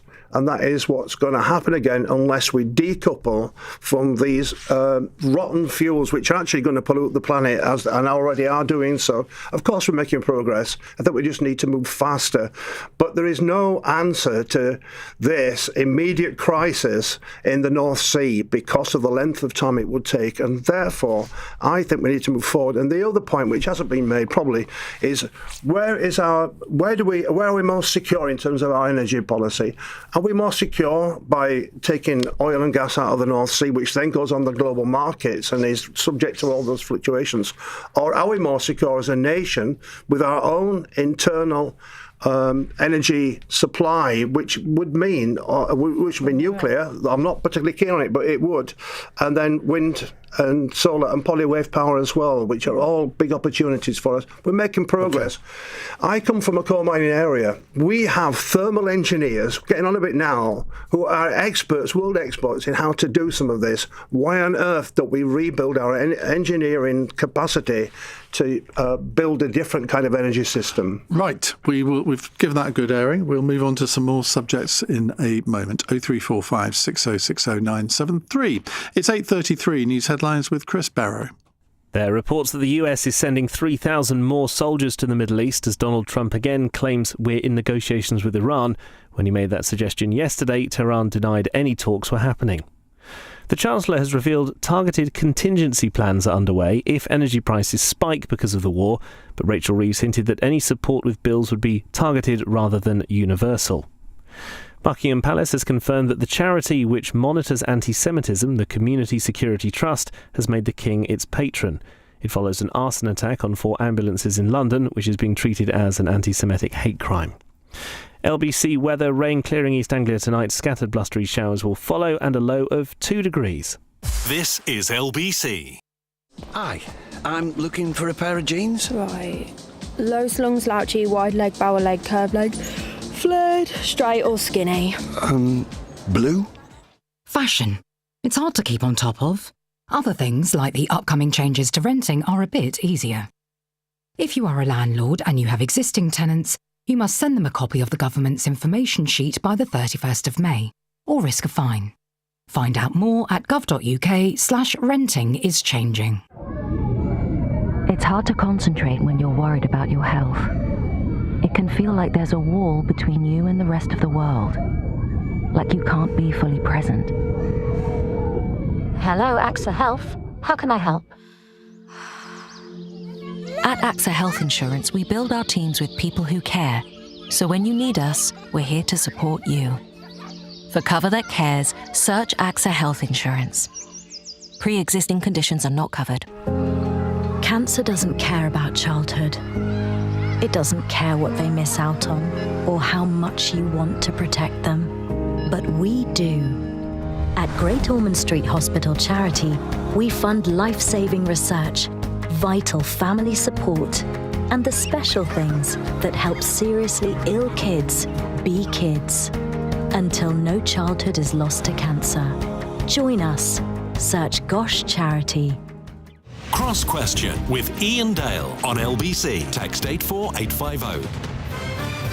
8:35 on LBC. With us on the panel, Conservative MP Wendy Morton, Labour MP John Trickett, Fatima Ibrahim, who's not yet an MP, but I think, well, give it time. Never. No? Never? Yeah. We'll see. She is co-executive director of the climate-focused Green New Deal Rising campaign, and Spencer Owen is a YouTuber and entrepreneur, and he's the founder of the semi-professional football club #United. And we've got actually a question for you. I don't normally do this. Okay. Put it to one panelist, but it's quite an interesting one from CJ, who says, "Can I ask Spencer about the new stadium?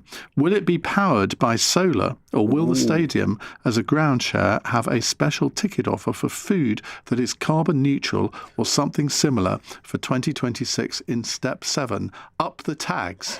That is a great question. Up the tags, yeah, very much so. So, interesting side note, the ground we talked about earlier, Aveley, that we currently play at, they have solar panels on that my father actually installed. So we have a solar panel business in the family. So if it's up to us, certainly, we're moving to partner with a club called Redbridge FC, so East London on the Central Line, Barkingside Station, if anyone wants to pay us a visit next year. But so great example there would be a club like Forest Green Rovers, who've got a little bit of a reputation for, some people call them the vegan club, but they're much bigger than Dale that. Vince owns yeah, that, doesn't he? Exactly. Eco-friendly across the board. There's some amazing things, and I'm a big fan of clubs that stand for a lot more than just winning on the Saturday. That's what a proper football club should be for me. There can be a million. That's why you're a West Ham versions. supporter. Yeah, we don't do the winning bit, but I think that's your job as someone that runs a football club, is to have something to stand for. I think you're going to see more and more of that from us going forward. Like I said, we're only 10 years old and we're still finding our feet, but yeah, I'd love to do a lot of interesting things next season to allow people to be able to enjoy the game and not get priced out of it, which I think is a huge problem. Good. And to leave the world and the sport a better place than we found it. So if I want to come and watch a match at your stadium, how much does it cost for a ticket on a Saturday? Well, so £12 is the minimum you're allowed to charge at the level. It's actually set by the league. Oh, really? But we always take advantage of every opportunity. This Saturday actually coming is non-league days. It happens twice a year. We're away to a team called Dartford this Saturday. And there's always some great initiatives on, sometimes free entry, sometimes massively reduced and whatnot. And we'll always take advantage of that. So we should do a group trip. Yeah. You know a man at the club now. Maidenhead. Keir Starmer is planning to adopt a large swathe of EU laws and to strengthen dynamic alignment. Supporters say he has a mandate based on the reset promised in the Labour manifesto. But a reset is a bit like saying Brexit means Brexit. And those same supporters of the now reset once upon a time argued bitterly that the mandate to leave the EU was not a mandate for any particular model of leaving the EU. Yet Keir Starmer is now claiming that something as vague as a manifesto reset on such a small proportion of the popular vote is a mandate for such a far-reaching adoption of EU laws. Can adopting loads of EU laws again really be justified? I think that is the longest question we've ever had on Cross Question. Congratulations, Andrew. Now, the government's expected to reintroduce 76 EU directives into UK law in May's King's Speech, directives which focus on agriculture and food regulations. John Trickett, have I imagined this, but weren't you a bit Brexity? I was a bit Brexity, and the reason was 60-odd% of my voters voted for Brexit, and it seemed to me that the market wasn't working properly for people in the former coal mining communities that I represent, with there's a lot of poverty and difficulty. There were all sorts of problems which were being thrown up by the European Union, and people, above all, wanted change. They wanted a different kind of country with a different kind of economic system. They voted against the European Union because they felt that this was the best offer of change which they'd had. Subsequent to that, there have been other votes where we've seen big swings from one side to another. The country's hungry for something different. And so my central argument is we've got to do things in a different way. Now, the question is the economy is not quite stagnant, but it's not really growing the way that the government promised it would before the election.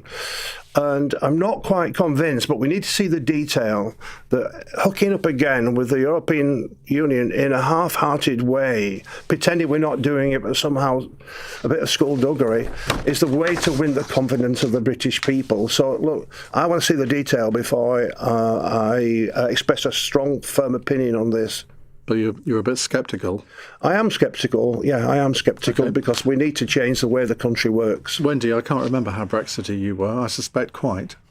So, I've got a very, very Brexity seat. I actually voted Remain. Did you? Yeah, but, massive but, I'm a massively pragmatic Brexiteer. Look, I respect... Well, you're not Brexiteer if you voted Remain. No. Look, we have had a referendum. It's really important that as a country we recognise that and we continue to respect it. So I'm really worried now about the suggestion that the government is having this EU reset. What does it mean? What is it going to cost this country in terms of what deals Keir Starmer is trying to do with the EU? As John said, the devil is in the detail. We need the detail here. Yeah. But I think don't treat the British people as fools. They made their view very, very clear. There was a lot of things that they were unhappy with. And I think that was borne out in Brexit as well. So some things did need to change. But I find it a bit rich that there's a suggestion that, Keir Starmer's talking about dynamic alignment, because he could have voted with the Conservatives at one point and he would have got that. But they chose not to. So, I don't want to see the Brexit issue reopened. What I want to see is a continuation of respect for that referendum, because otherwise it feels like someone is trying to undermine this through the back door. Okay, so if it feels like this, have another referendum. But I don't think that's the answer either. Why can't we? Let's be really honest. Exactly. But you didn't live through it as a member of the Whips team in the House of Commons. I wasn't even the chief then. I'm sure it's difficult, but can I not just ask? We've heard so much about the campaign messaging that was used to get that, what was a very close vote, right? We all know it's a very close vote. The way that the votes, whether they're referendums or elections, have been absolutely, taken over by social media marketing and all the different things that have manipulated these votes. Why are we respecting these votes? Like, I think a lot of the people that voted Brexit would not vote it again. Not just because of the way they were manipulated in the campaign messaging, but also because of what's happened since. Yes, there were problems people had a problem with. Guess what? We're going to keep having problems because no one is addressing the root cause, which is the growing wealth inequality. I'm not an economist, right? But I don't think you have to be to understand this problem is not going away. It's going to get worse and worse for every generation that comes as the rich become richer. That's the problem, and that's why people are annoyed. It's not because of, they might think it's because of immigration, they might think it's because of, all comes back to that. If we fix that problem, we might have a chance. But surely Keir Starmer was clear in his manifesto he wanted a reset, but adopting was it 76 directives? That bit's gone off my screen. Ridiculous. I mean, that's a pretty big reset. Surely it would be better for Keir Starmer, as somebody who was always in favour of remaining in the EU, to actually stand up and say, well, I think the best thing for this country is to rejoin. I mean, that would actually be real leadership. I mean, I wouldn't agree with it personally, but I would respect him for doing that. And neither would I, Ian. I always felt the same. Like I say, I've not been a Conservative voter, but when David Cameron said that he wanted to remain and that vote didn't come through and he stepped down, there's other reasons for it, but that, to me, was a sign of some sort of integrity. Because he said, I don't think this is the right thing for the country, I don't want to carry it on. And on the opposite side, we had a man who feasibly didn't even want to Brexit, but saw an opportunity to become the PM off the back of it, and did in Boris Johnson. So, these are the people we're dealing with.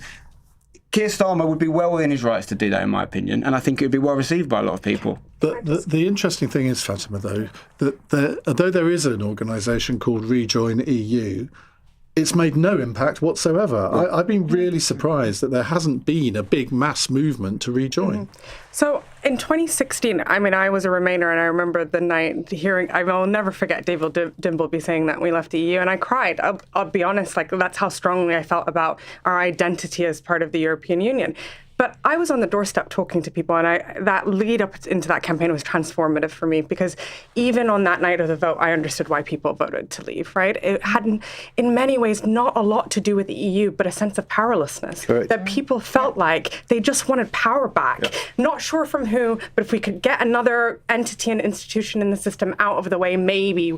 I think if you ask some people, and Spencer's right. Down this road, but I'll get to that. That means they haven't got it back. I think Spencer's right in the sense that if you went to those same people and said, do you feel more powerful than you did the night before the referendum in 2016, they would say no, and they feel more powerless. And so I don't agree with throwing the baby out with the bathwater. There's hundreds of directives, there's hundreds of laws in which we are part of as part of the European Union that were just common sense, that if we run them through our democratic system, we'll be the same, and we'll keep lots of them. And so there's no need for us to be like, ooh, that was an EU directive, let's get rid of it. And we have a democratic system where we've elected a government to trust them to help us maneuver the system. This is the problem with a referendum. People just voted to leave the EU.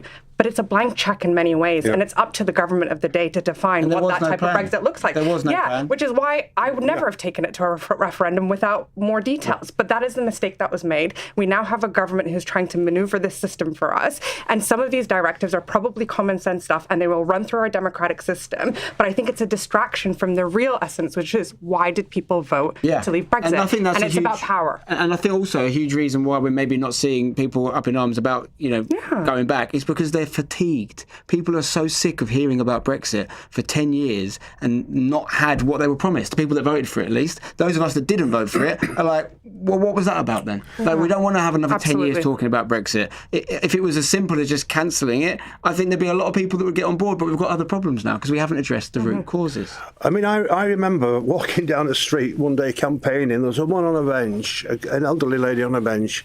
Which side were you campaigning on? Well, this is for a Labour candidate. Right, okay. And I said, how are you? And, as one does as you're walking down I want my country back. That's what she said. I want my country back. So I went and sat on the bench with her. What do you mean? She said, well, we used to have proper jobs. We used to be able to afford a little bit of luxury goods. The kids used to do better at school. And what she was lamenting was a country which has changed in ways which we didn't vote for, which feels alien, and a political class, quite frankly, a governing class or a ruling class, which doesn't understand the lives of ordinary people. That is the central problem. Now, if we suddenly say, well, we're going to change the way we work in relation to the European Union in fundamental ways rather than pragmatic ways, the same argument will emerge. We've got a group of people in London who don't understand a single word that we speak. That is what I get every day. And to be honest, although I've been an MP for 30 years, I feel it as well. And there is an element of truth in that, John. And I think that a big part of Brexit had been building and building because people felt that the politicians of the day weren't listening to them or really representing them anymore. And I think here we are tonight talking about, an EU reset. What does it mean? When actually we started the programme talking about energy prices, and that is what's really worrying people. Can I afford my energy bill? Can I afford, if I'm on oil, my oil tank's getting low, can I afford to fill it up? These are the hard choices that people are having to make, and it's those people who in all their lives have felt, actually, I thought I was doing the right thing by going out to work and providing for myself and my family, and now I'm being kicked and squeezed left, right and centre. Right, we are going to move on. We will have our fun question at the end, which I don't know if our debutants have been warned about, but I'll warn them about it during the break. It's 8:48. This is LBC.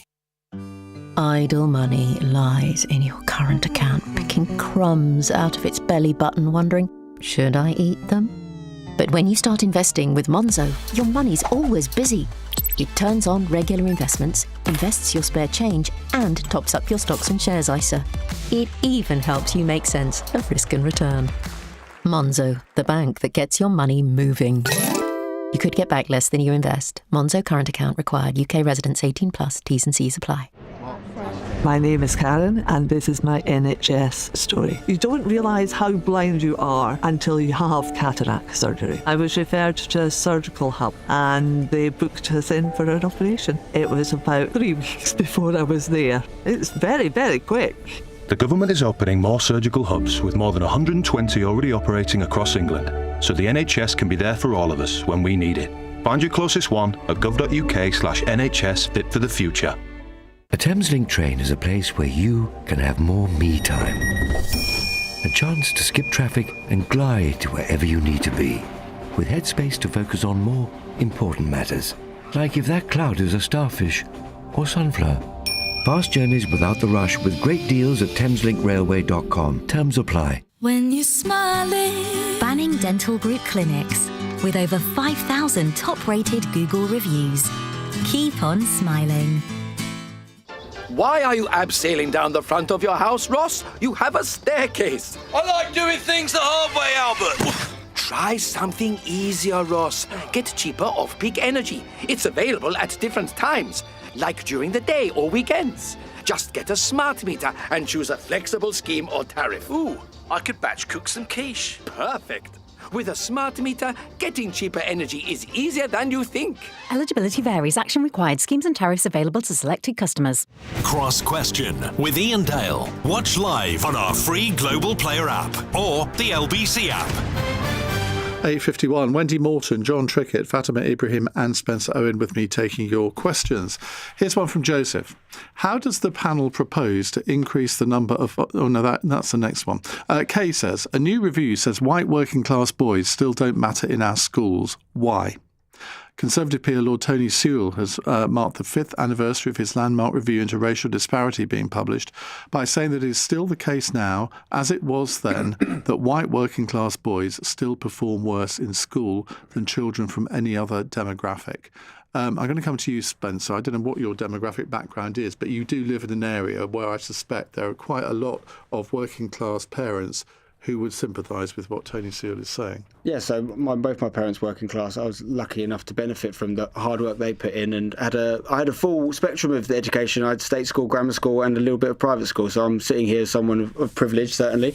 I can only assume that, and this is an assumption, that if there is an issue with working class white boys, I'm sure there is, and the results they get and these things is, ultimately, they're the lowest common denominator, right? You're in a school, certainly in a certain part of the country I come from, that I grew up, again, I did have a nuanced educational experience, but a lot of those schools are very predominantly white. Even this is only just east of London in Essex, not far away from what is such a multicultural London. It didn't feel that way growing up in some of the schools I went to. And I can only imagine that, and this is, if anything, maybe a credit to some of the families from other ethnicities and minorities, that maybe I can't imagine what it's like to be in their shoes, but you don't have the privilege of letting your kids coast at school. Maybe that's a part of it. I'm not saying parents are all doing that in white working class families, but you certainly have a perceived advantage, maybe going into the workplace, and more representation than, say, people of other ethnic minorities. So some of those stereotypes that exist of, children from certain backgrounds working hard at school and doing well, they are true to an extent, I think. That's not to say there aren't some incredibly intelligent white working class boys, and there's people that are slipping through the gaps and not getting the support they deserve, of course. But that's the first thing that comes to my head when I hear these statistics, is that they're the majority, aren't they, in these situations? I mean, there's always got to be somebody at the bottom of the education ladder. There'll always be one group. It used to be Afro-Caribbean boys, and it's now white boys. Why do you think that is the case, Wendy? Is it in your constituency? There's generally a problem in the West Midlands with youth unemployment, but if I look at the demographics of my constituency, it is predominantly white. But I think there is a problem with white working class boys and education.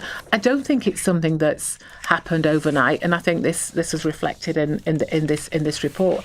I think it's also potentially linked with generational unemployment as well, which is something that's bothered me for a long time. And maybe we have not just given enough emphasis on this particular group of of youngsters. And maybe now, hopefully, this is the time to say, what do we need to tackle here? What is not working? I mean, it is about making sure that wherever your background, everyone has life chances and life choices. But there's something wrong here. Something needs to be fixed. But until you can understand what the problem is, it's very difficult to fix it. And John, is it a case? And I mean, you said earlier yours was a coal mining constituency. Mm-hmm. Back in the 60s, 70s, 80s, white working class boys would generally have a job that was almost guaranteed. They might inherit it from their father. They go down the pit or go down the docks or whatever. That doesn't exist anymore. It's completely gone. I mean, I come from a working class family. I'm a plumber by trade. When I got to age 15, the head teacher says, John, we don't need you anymore. And I was made to leave school when I was 15, so I guess I was one of that generation. But what happened, my granddad rang me up, he was a plumber, and said, come and work with me, John. And it's true that the old structures that used to work in the steel, the coal, the shipbuilding elsewhere, did work, and your father, grandfather, your mum and dad could help you into local work. That's all gone.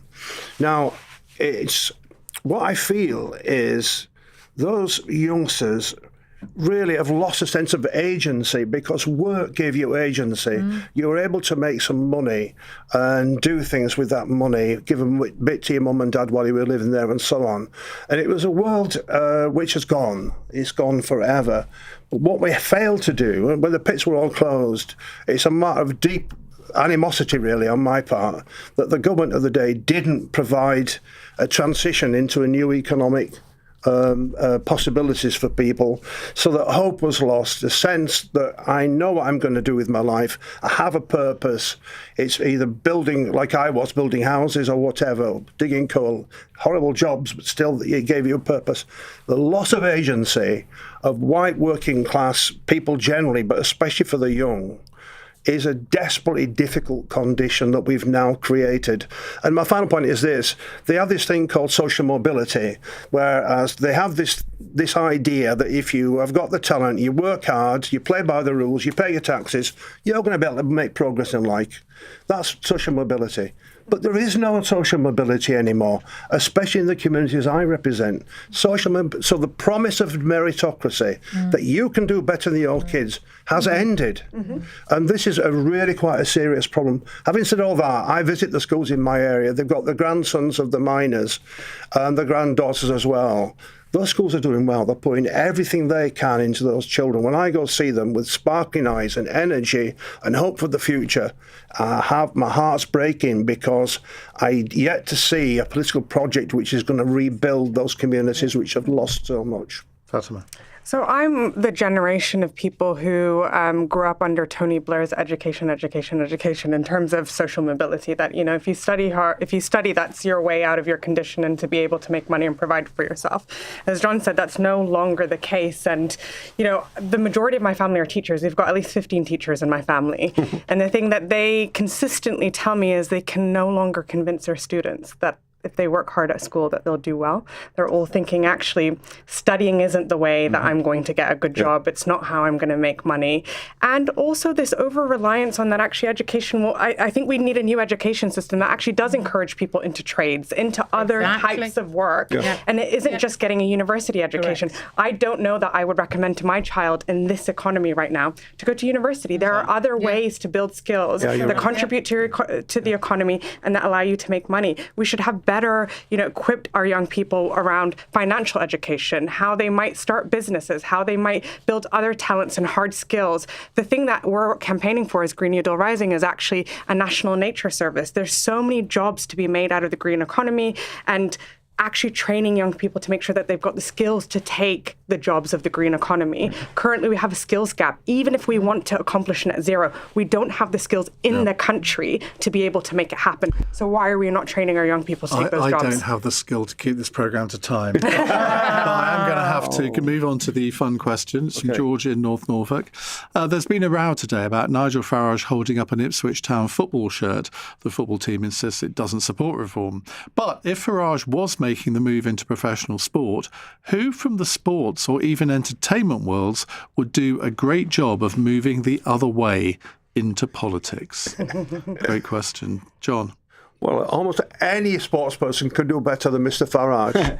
But to answer the question, he's leading the polls. Sorry? He's leading the polls. Well, there you are then. Well, then, that's an interesting point. But to go back to the subject, I got to know Eric Cantona very well when he was playing for Leeds United.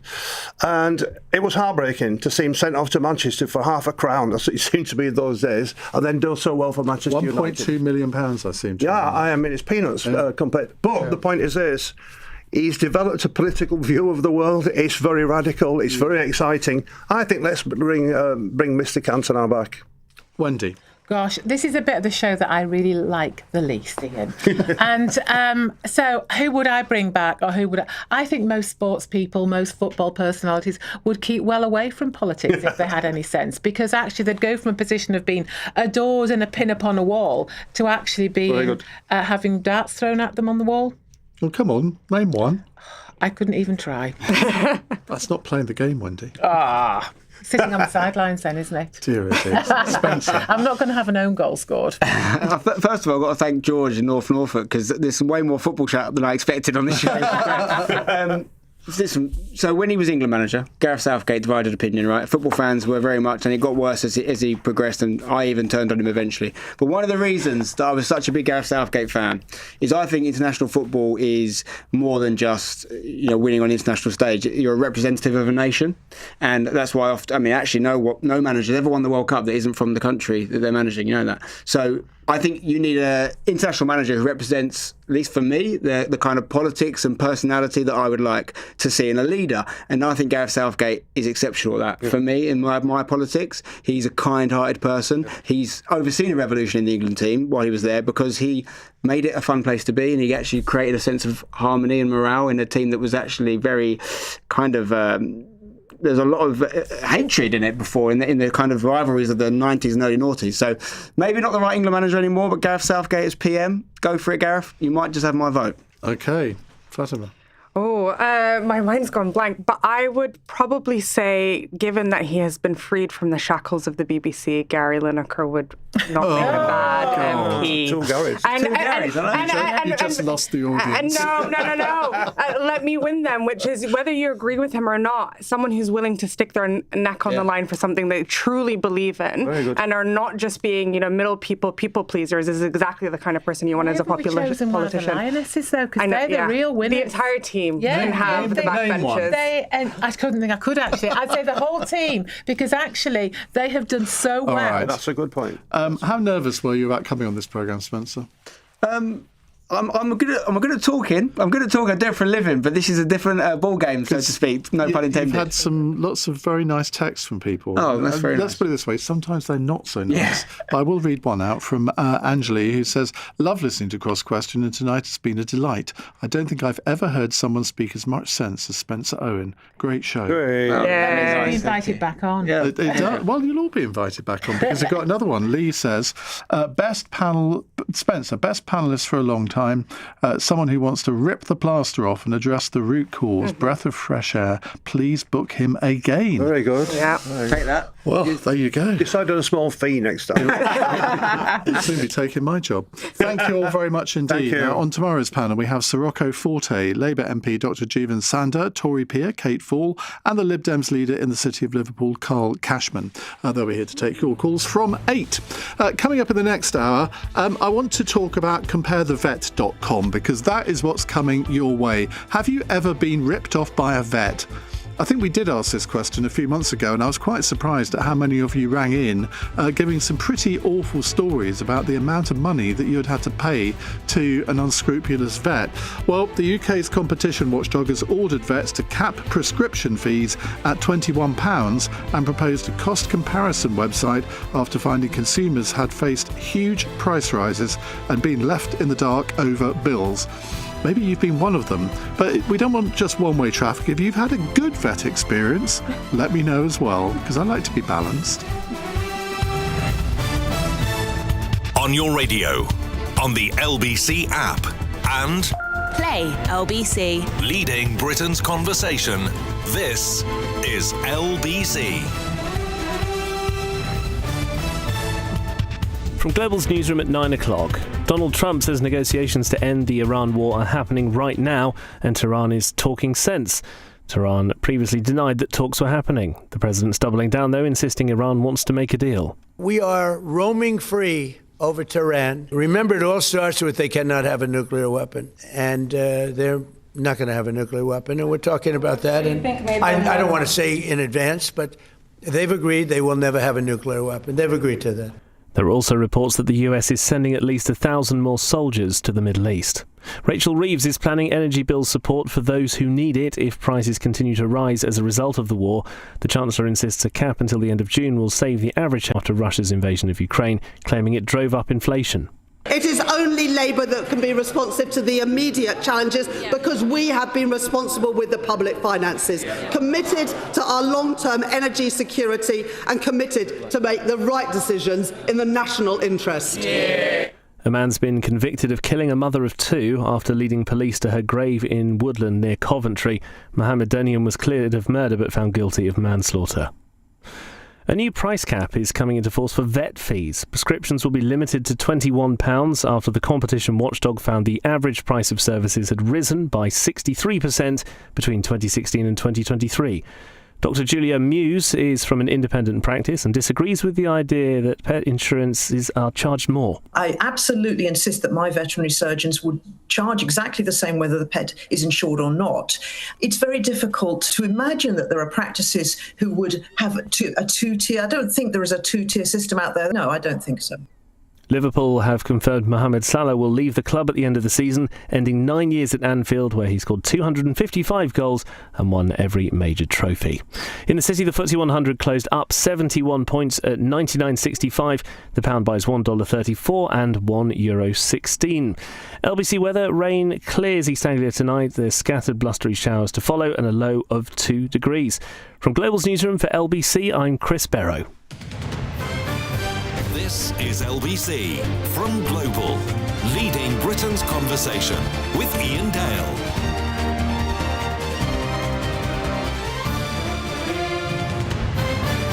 Very good evening. It's 6 minutes past 9 on LBC. I want to talk about vets, which I think we did about 6 months ago, maybe a little bit more. That was the first time in 16 years I'd ever done an hour on vets. Well, we're going to repeat the experience now because the Competition and Markets Watchdog has ordered vets to cap prescription fees at £21, and they've proposed a cost comparison website after finding consumers had faced huge price rises and been left in the dark over bills. So prepare for comparethevet.com coming to a computer near you very soon. They said public satisfaction with the cost of services was low after a 2.5-year investigation into the £6.7 billion market found that there is, this is a quote, there is not strong competition between veterinary businesses with large chains dominant. Now vet practices must now tell pet owners that medicines may be cheaper online and let them know they can get a prescription and that this could save them money. Written prescription fees will be capped at £21 for the first medicine and £12.50 for any additional drugs. It estimates that these measures could save pet owners hundreds of pounds. However, the cap is not as severe on the industry as the £16 limit the CMA had previously proposed. Now, Martin Coleman, the chair of the Independent Inquiry Group, said, "Too often people are left in the dark about who owns their practice treatment options and prices, even when facing bills running into thousands of pounds. Our measures mean it will be made clear to pet owners which practices are part of the large groups which are charging higher prices, and for the first time, vet businesses will be held to account by an independent regulator." Now, I guess we're all the same in that we judge veterinary practices on the service that they give us or give our animals, and to an extent on the prices that they charge. And I mean, some of the prices, it has to be said, are stratospheric. And you think, well, how can it cost so much for a dose of sort of 6 fairly innocuous pills? And they might come to £97 or something. Now, the veterinary practice that we take our two dogs to where I live has been absolutely brilliant over the years. I don't feel that they are overcharging. They provide a brilliant service, and I have absolutely no complaints. But I know from when we talked about this last time that there are plenty of you that do have complaints, to the extent that you feel that the cost is so much that you can't actually take your pet to the vet anymore. And this is, I think, in part because too many of the big veterinary conglomerates have swallowed up a lot of the independents because they've found it difficult to survive in a competitive environment. Now, I don't know what can be done about that, but what I do know is that I want to hear your stories of your experiences with your local vets over the years. Do you welcome the fact that the Competition and Markets Authority have come out with this report today? Do you think it will actually improve things? 0345 6060 973. Have you been a victim of what the competition regulator says many veterinary practices have been up to?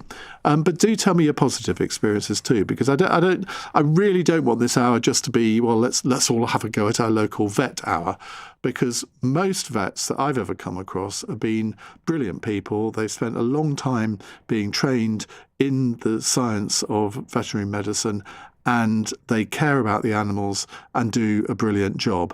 But there are too many. It's become more of a business than a vocation. I think that's what a lot of people think. 0345 6060 973. How many vets are there in the House of Commons, do you think? Well, I have one sitting next to me right now, Dr. Danny Chambers, who's a Liberal Democrat MP for Winchester, who was a practising veterinary surgeon before he was elected to Parliament in 2024, and is a former member of the Council of the Royal College of Veterinary Surgeons. So the ideal guest for us tonight, Danny. Let's talk about this first, and then we'll maybe talk a little bit about your own experiences.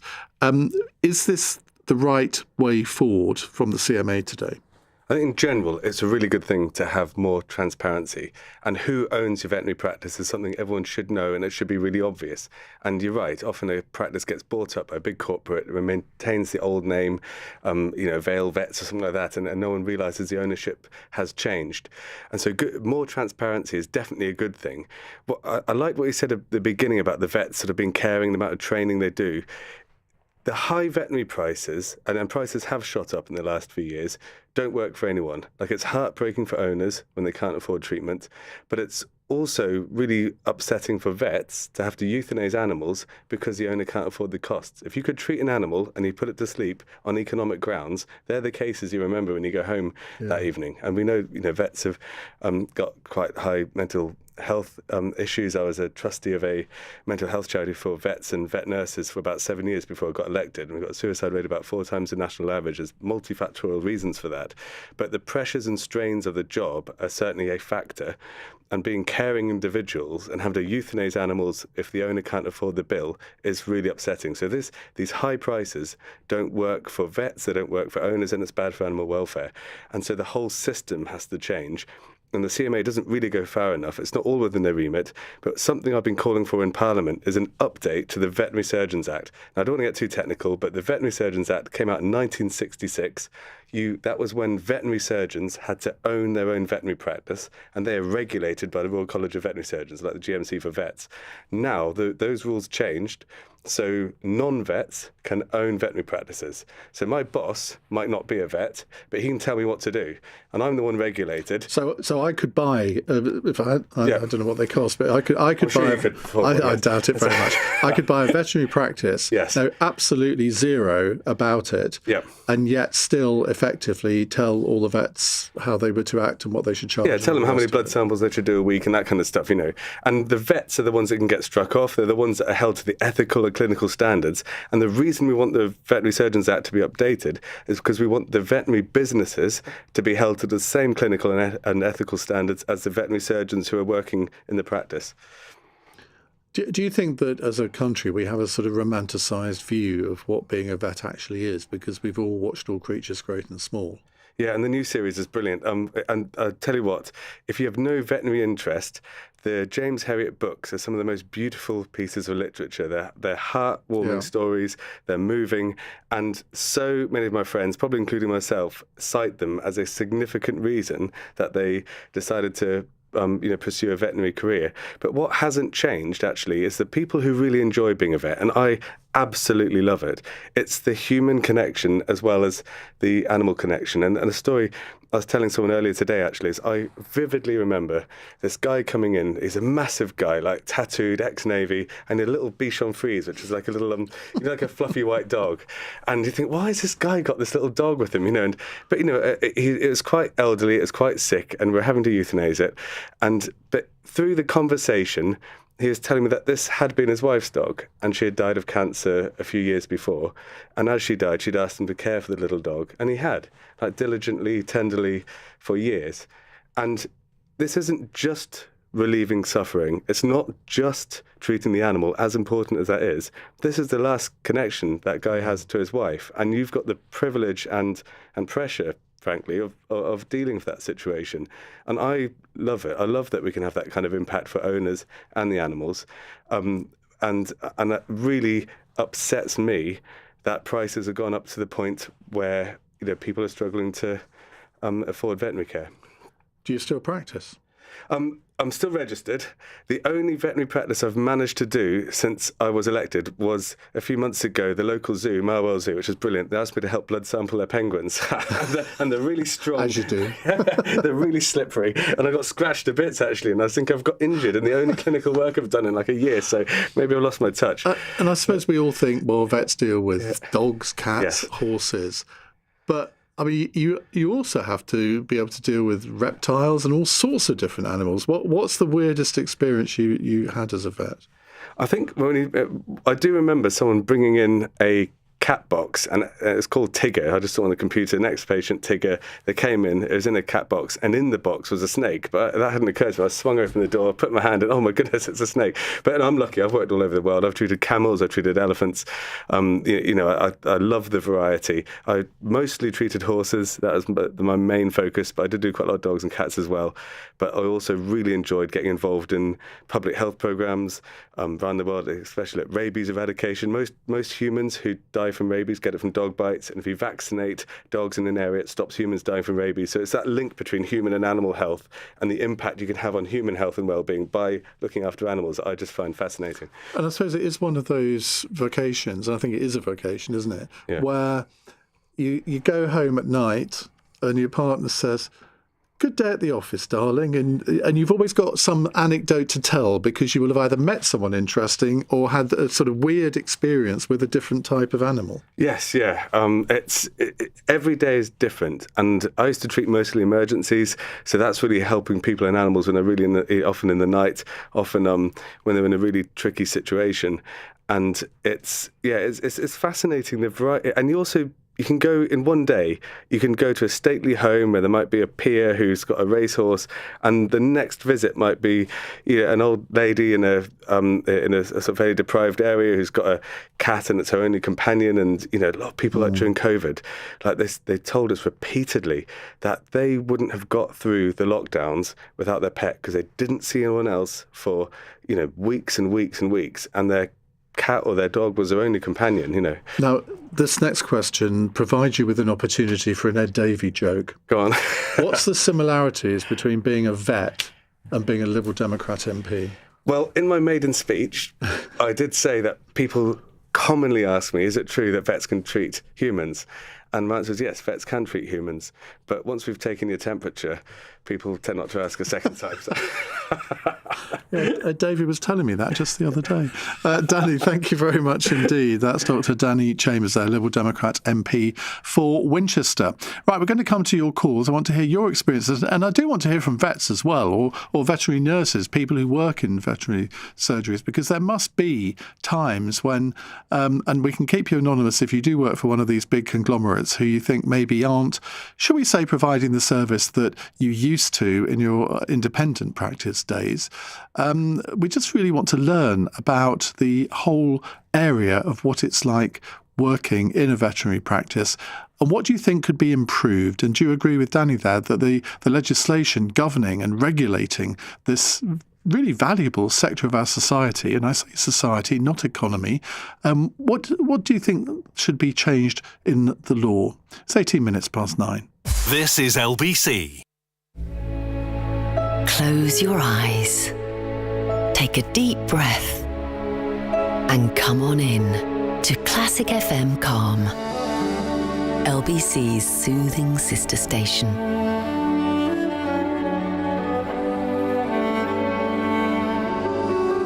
Find peace in the music with Classic FM Calm.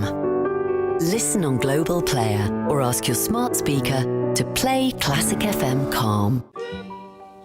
Interactive Investor would like to say welcome and thank you. Welcome to all our new investors who joined us over the past few months, and thank you to a certain competitor that decided to change their fee structure and sent them all our way. Visit Interactive Investor to see what you could save with our low flat fee. Interactive Investor. I think, therefore I. Remember, when investing, your capital is at risk. What's the best present you ever got for your birthday? I bet it wasn't as life-changing as £1 million. Every week with the birthday draw, there's £1 million to be won. And you can enter from as little as £1 or via post. Enter by midnight on Sunday and your special day could win you £1 million. Visit thebirthdaydraw.com. Is it your lucky day? From Global and ITV. 18 plus, UK only, no purchase necessary. It's hard to concentrate when you can't shake a health worry. It can feel like there's a wall between you and the rest of the world. Like you can't be fully present. Hello, AXA Health. How can I help? If something's playing on your mind, AXA Health support line nurses and counsellors are ready to listen day or night. For cover that cares, search AXA Health Insurance. 24/7 health support line available to all members. Treatment for pre-existing conditions is not covered. Iain Dale. Call 0345 6060 973. Text 84850. Alexa, send a comment to LBC. 21 minutes past 9 on LBC. Danny Chambers enjoyed himself so much in that interview that he's offered to stay for the rest of the programme. So we've bitten his hand off, so to speak. I need a tetanus jab. That wouldn't be the first time I had my hand bitten, so there you go. So he's not here to provide veterinary advice. So this is not going to develop into a vet's phone-in. But I think he'll be interested to hear what you said, and we'll have a lot more to say than maybe I will in reaction to it. So let's go to our first caller. It's Nathan in Reading. Hello, Nathan. Hello. Hi, what would you like to say? So I'm a dog trainer in the area, so I deal with a lot of cases where clients of mine need to see the vet and struggle with veterinary fees, not just the medication, but also the consultation, like, treatments going on, bits like that. Yeah. And it's something that me and my wife experienced, unfortunately, last year firsthand. So we had a Dachshund. He was seven, just coming on 8 years old, and he started having seizures one day. So we monitored him, took him to the vets, and had to go to a big referral hospital on a Saturday because the seizures became uncontrollable. And the big thing that became really apparent was that, is that we got quoted. I can't remember the exact figures because it was a really emotional time, but we got quoted like £6,500 for the MRI scan that we needed because they were thinking and concerned it was a brain tumour for him because these seizures came out of the blue. But we were also informed that if we waited till Monday, it would be almost £2,500 cheaper for the brains. How can that even be? So, we're sitting there and, me and my wife, with a dog that is, at that point, we were like, we're losing him, like he's going to die on us. And he was so unwell, and we're like, we don't have loads of money. I'm not rich, and I don't have, £2,500 is a lot of money. And we literally sat there and had to weigh this up purely on a financial basis of, well, do we try medication? And if the medication doesn't work, then we scan him. And the vets were great. Like the vets that we worked with, they cared only about him. Like, they did everything they could. But, we ended up having to wait. And actually, we could never afford the scan because it was, almost £5,000. And the insurance just were like, we're not going to cover this. And we did end up, we tried every medication under the book. We spent hundreds of pounds on anti-seizure medications just to try and help him, and nothing worked. And we sat around with consultations of head neuro vets, and we ended up having to put him to sleep. But if the MRI was a lot cheaper and affordable, we would have probably saved days and days of this dog suffering, because we would have been able to justify not £6,500 scan, if you know what I mean. Did they explain to you why it would have been cheaper if you waited? Because it was purely a weekend. That was their reasoning. It wasn't, and I understand bank holiday Mondays and Sundays, and veterinary care is always more expensive on those days, out of hours. But Saturdays, from my experience, isn't normally like an out of hours anymore. It's pretty normal care standard day. But we were told it was purely their weekend rate. Okay, Danny, is that typical? Yeah, it's typical to have to charge more at nights and at weekends. There are several reasons for that. One is that paying staff to be on call 24 hours a day, when some nights there might not even be much going on. So, for example, I don't know this veterinary practice or how busy they are, but for example, they might have had someone on call every night for 7 nights, and then someone comes in at 2 a.m. when you need them, and that's when they have to cover their costs. So it's that can be the reason. I think what you touched on there, Nathan, as well, was about the vets being really caring in the moment. It's really important that people have a good and open and honest relationship with their vet, because you've also got to... One thing I really hate is that people feel guilty if they can't afford a test, and they should never feel guilty if they can't afford a test. And I don't want to go into your case in too much detail, Nathan, because I obviously don't know it, but just speaking generally, if you've got a dog that can't stop fitting and you want to do an MRI scan because it might have a brain tumour, and the person can afford it, then that can be very useful. You know it's a brain tumour, you know what the issue is, and that can help make your decision to put it down.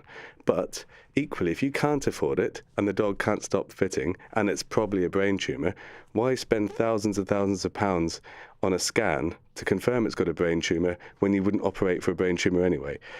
So if someone genuinely can't afford that, it is absolutely fine to say, look, if we can't stop this fitting, it doesn't matter what the scan shows, because he's still fitting. Don't even put that pressure on people. And I think sometimes, maybe because people have insurance, or maybe because they watch a lot of TV shows where they show the cutting edge of veterinary surgery and all the scans and advanced procedures that can be done, they feel that if they don't go to the nth degree, they feel they haven't done the best with their animal. And actually, if your animal isn't suffering, that's all that matters. And your animal only cares about the day-to-day experience. And if they're happy on a day-to-day basis, that's absolutely fine. And that should be the bottom line, really. Nathan, final word from you. I completely understand where he's coming from and saying about the out of hours costs. And for a small practice, I understand that. I don't want to name the vet practice because obviously they're not here to speak for themselves, but they're one of the biggest national teaching hospitals vets. So having a Saturday rate, I feel, is a bit unfair. I feel Sunday and bank holiday Monday, I completely understand. And I did question it with them and try and raise it with an RMP, but I got nothing back. Because I feel like a big hospital of that size having a rate for a Saturday seemed a little unfair. It is. I mean, I was going to say it's similar in the NHS, but obviously the NHS is different. But in the couple of times that I've been in hospital over the past few years, and having to be in on a Saturday and Sunday, I mean, it's a totally different experience to the rest of the week. And you think, well, they've got these operating theatres there. Why aren't they being used? But I know we're not talking about the NHS here, but I think there is a parallel to be drawn. Thank you very much, Nathan. Helen says, note that the £21 prescription fee is just the charge that the vet issues for writing the prescription, not the meds themselves. And vets also insist on seeing pets along with the mandatory exam fee every 6 months before they'll issue a recurring prescription. Can I comment on that? Yes. Yep. So it's a legal requirement that vets prescribe with knowledge of the animal's condition.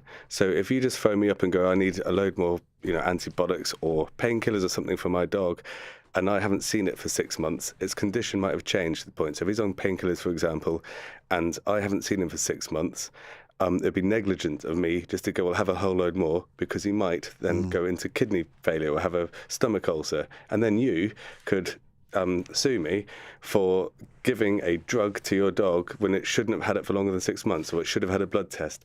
And equally, it's not just writing a prescription.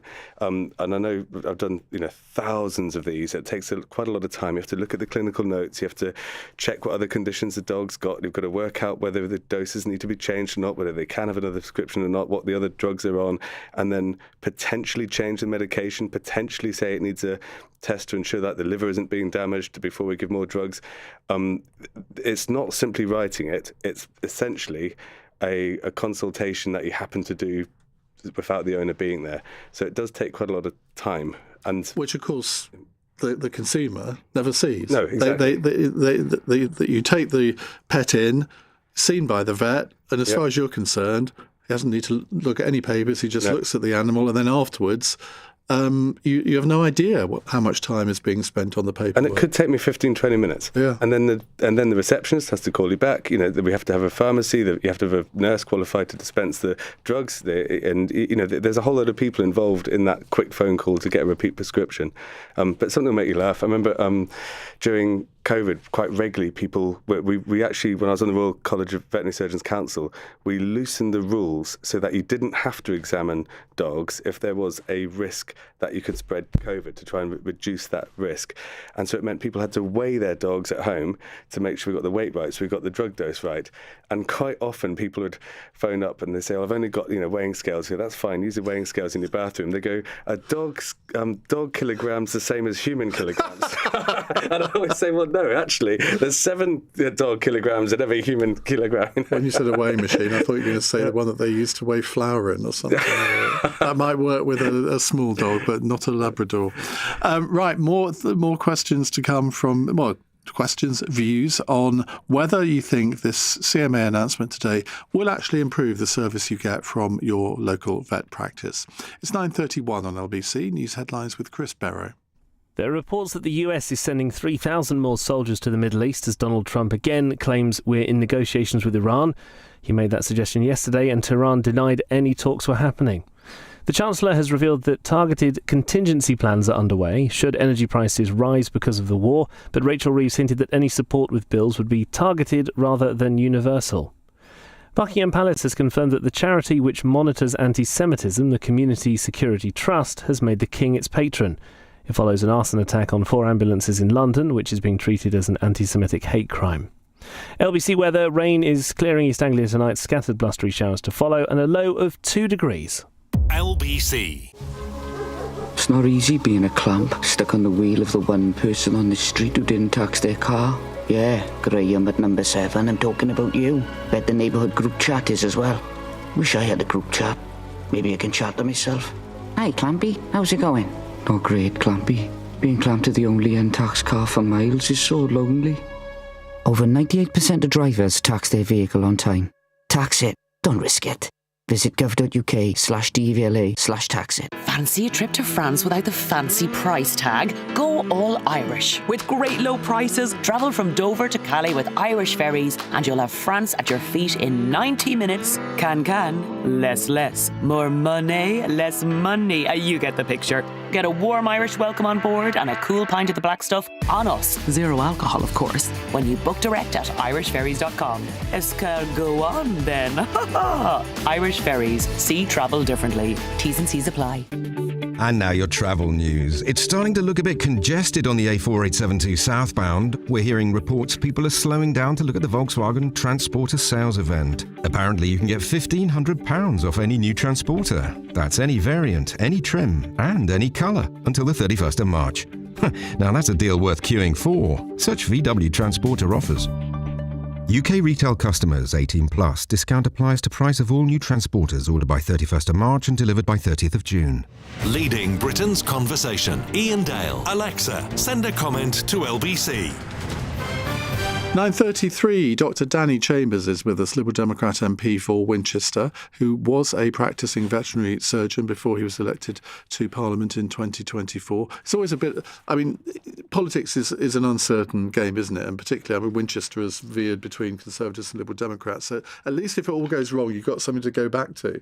Yes, and I've kept my registration up, so I can go back to it. But what people really liked when I was knocking on doors was they really liked the fact that someone had a proper job before going into politics, rather than just having worked in politics. And they also, I think they recognise that a vet is someone who is, part of the community, knows how businesses run.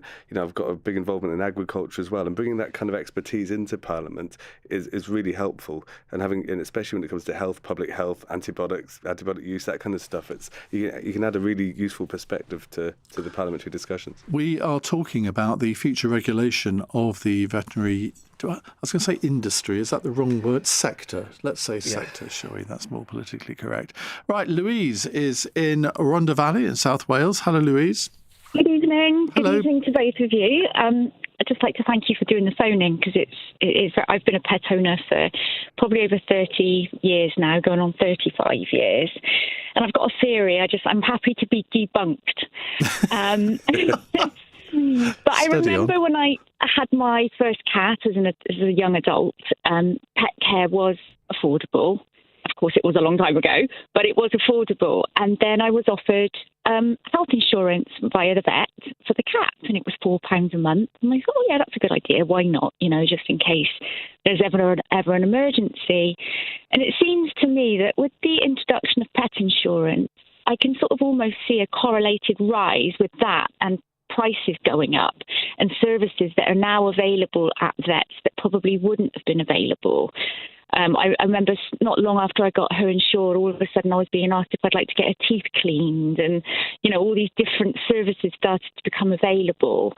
And I often wonder, I definitely saw an increase in prices, especially in things like spay and neuter and things like that as well. And then I lived in the States for a while, and I sort of saw the same correlation. And I just wondered what your vet thought about that, if he had seen anything similar.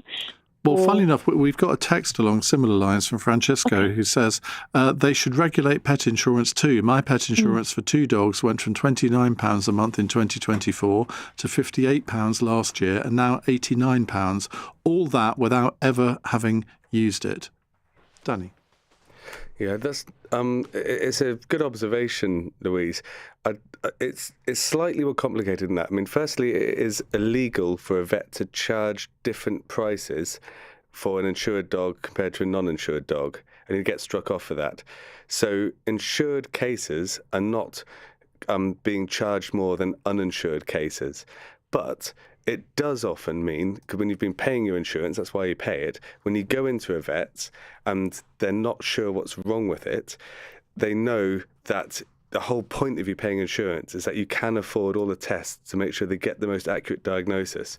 So it does mean that more animals with insurance end up sort of racking up a bigger bill, but not because the vet's charging different amounts. And I'll give it. What's your dog? You've got a dog, haven't you? I've got 2 dogs. I've got 2 dogs. Jack Russell called Dude, who's 14 and getting a bit old, and Woody, the 2-year-old miniature schnauzer. Oh, that's quite a good, that's a really good combination. Just to give you an example to talk you through the thought processes. If you came in with Woody and he was sick and I didn't know what was wrong with him, this is where the veterinary relationship is really important. And it's really hard. Like, some people think that they've been fleeced or charged more money than they were expecting. But if you came in with Woody and I looked at him, I was on the consult table and I examined him and I think, he probably needs a blood test, which is about £80. So you go home and I keep him in and we run the blood test. And then the results of that blood test show that he's probably got a liver problem. And so I think, well, we better scan the liver then and work out, what's wrong with the liver. So I put the scanner on the liver and you see there's some sort of lesion in the liver, which we weren't expecting. So then we think, well, the next best thing we do then is to take a sample from the liver and send it off to a lab and try and work out what it is. And that's before we even got to treatment. Now, you went home thinking, well, it's 80 quid for a blood test. What the hell have I got, like a £600 bill when, and it's a scan and a biopsy. And when you came in and I was chatting to you in the consult room initially, I didn't know there was going to be a liver problem. I didn't know I was going to be doing a scan. I didn't know there was going to be a biopsy. And that's where having that relationship and that conversation early on, so I know, if there are financial limits, or if there for other reasons you wouldn't want all those tests done, or I can get hold of you when you've gone home and say, look, I've got the blood results, it's got a liver problem, do you want me to go ahead and do a scan? And that constant dialogue is really helpful to make sure that you understand how much it's going to cost. But equally, if you came in and just said, look, it's insured, I've been paying insurance for years, I got insurance because I want to know what's wrong with him, I'm not charging you anymore, but I can be like, okay, I'm not going to stress about trying to scrimp on the scan or not do the biopsy, because you've been paying your insurance, you said you want to know what's wrong with him, I'll do all these tests and then I'll give you a call and let you know the results. So that's why those sort of situations arise, and it looks like insured dogs are sort of getting higher bills than non-insured dogs. That wasn't quite my point. My point was more that when you've got more patients that are insured, you're able to, this is what I think, you're able to charge that bit more because you know the insurance company's going to pay it. Like, and when we talked, when the gentleman called in about Dachshunds, probably 10 years ago you wouldn't have, or maybe 15 years ago, you wouldn't have MRI'd a 7-year-old Dachshund that was fitting. You would, it would have been a difficult, uncomfortable conversation at that point. But because the services are available through insurance, it almost seems like the price tag is added to enable it to be claimed. I think and then you will have you're sort of hitting the right point there, Louise. And I think it's kind of you're broadly right, but it's a little bit more complicated in that if there weren't a lot of insured dogs, we wouldn't have an MRI scan in the practice in the first place, because not enough people would afford it. So then it would never be an option. But now we've got it, and it is an option. Maybe partly because more people can afford it, maybe partly because more people have insurance. It's then on the table for discussion. Does that make sense? It's sort of chicken and egg almost. Yeah, isn't it? it almost is, and you're completely right. But what I would say is insurance doesn't cover the cost of doing routine dental work or routine spaying and neutering. And so those prices probably shouldn't go up, and they have anyway because of the cost of everything going up, So, but you're not the only person to say this, and I think in general there is a correlation. And what's happened is everything's happened at once. Insurance has become more common, and also 60% of veterinary practices have also been bought by corporates at the same time, along the same time as we've had huge rates of inflation as well. And which one of those is the single biggest factor to pushing up veterinary prices? I honestly don't know, but it's probably a mixture of all of them. Okay, Louise, thank you very much indeed. What you said about if I took my dog and all the sort of liver thing, that is exactly what happened with Woody's predecessor, Bubba, who was 11, and we just sort of noticed there was something a bit different about him. And he did have something. I think it was his liver, and it turned out that he was riddled with cancer. And we were told. I mean, they sent all the stuff off for tests, and then we got a phone call saying, well, he's probably got 2 weeks to live, and he actually survived for a month after that. Yeah. But we didn't have pet insurance. We'd never had pet insurance. And how old was he? 11. Yeah. But he had a good life. Still miss him, though. Yeah. Right. Let's take another call. Let's go to Simon in Southampton. Hello, Simon. Hello. Danny is my MP, actually. And he's helped me out a couple of times, so thank you. Oh, that's brilliant. Hello, Simon. And, hello. And let's hope we can make it a third time lucky, but I doubt it because it's a tall order. So you nearly made me cry at the very beginning when you mentioned about owners having to euthanize their animals because they can't afford the bill. And I had to have my Jack Russell put down last year, and that wasn't an option, but it did leave me thinking. I mean, all the animal owners out there that love their animals and dote on their animals, and yet they have to say goodbye to... I'm going to start crying, sorry.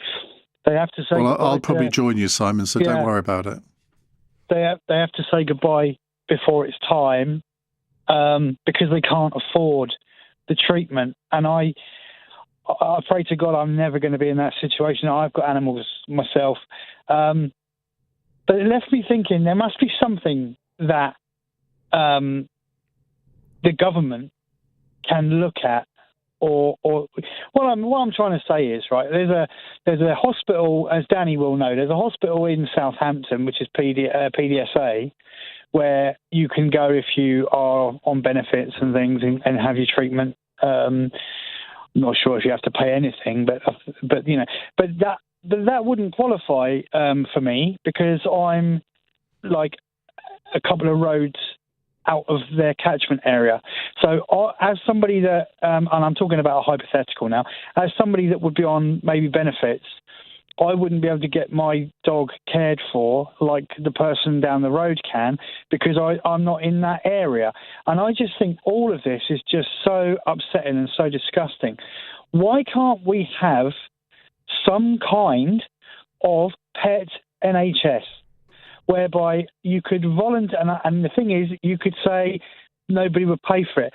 I would pay for it. Anybody that owns animals I'm sure, would gladly volunteer £5, £10 a month, whatever it costs, to be able to have the peace of mind that when the time comes and your pet needs some treatment, you can go and get that treatment. It's just such a no-brainer. And yet, we do it for humans, but we don't do it for our pets.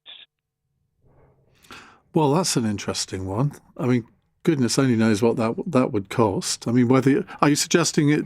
I mean, you said people have to pay, so it isn't really an NHS. You're not suggesting that the government should organise it and it should come out of general taxation. You think people would still have to contribute a monthly sum?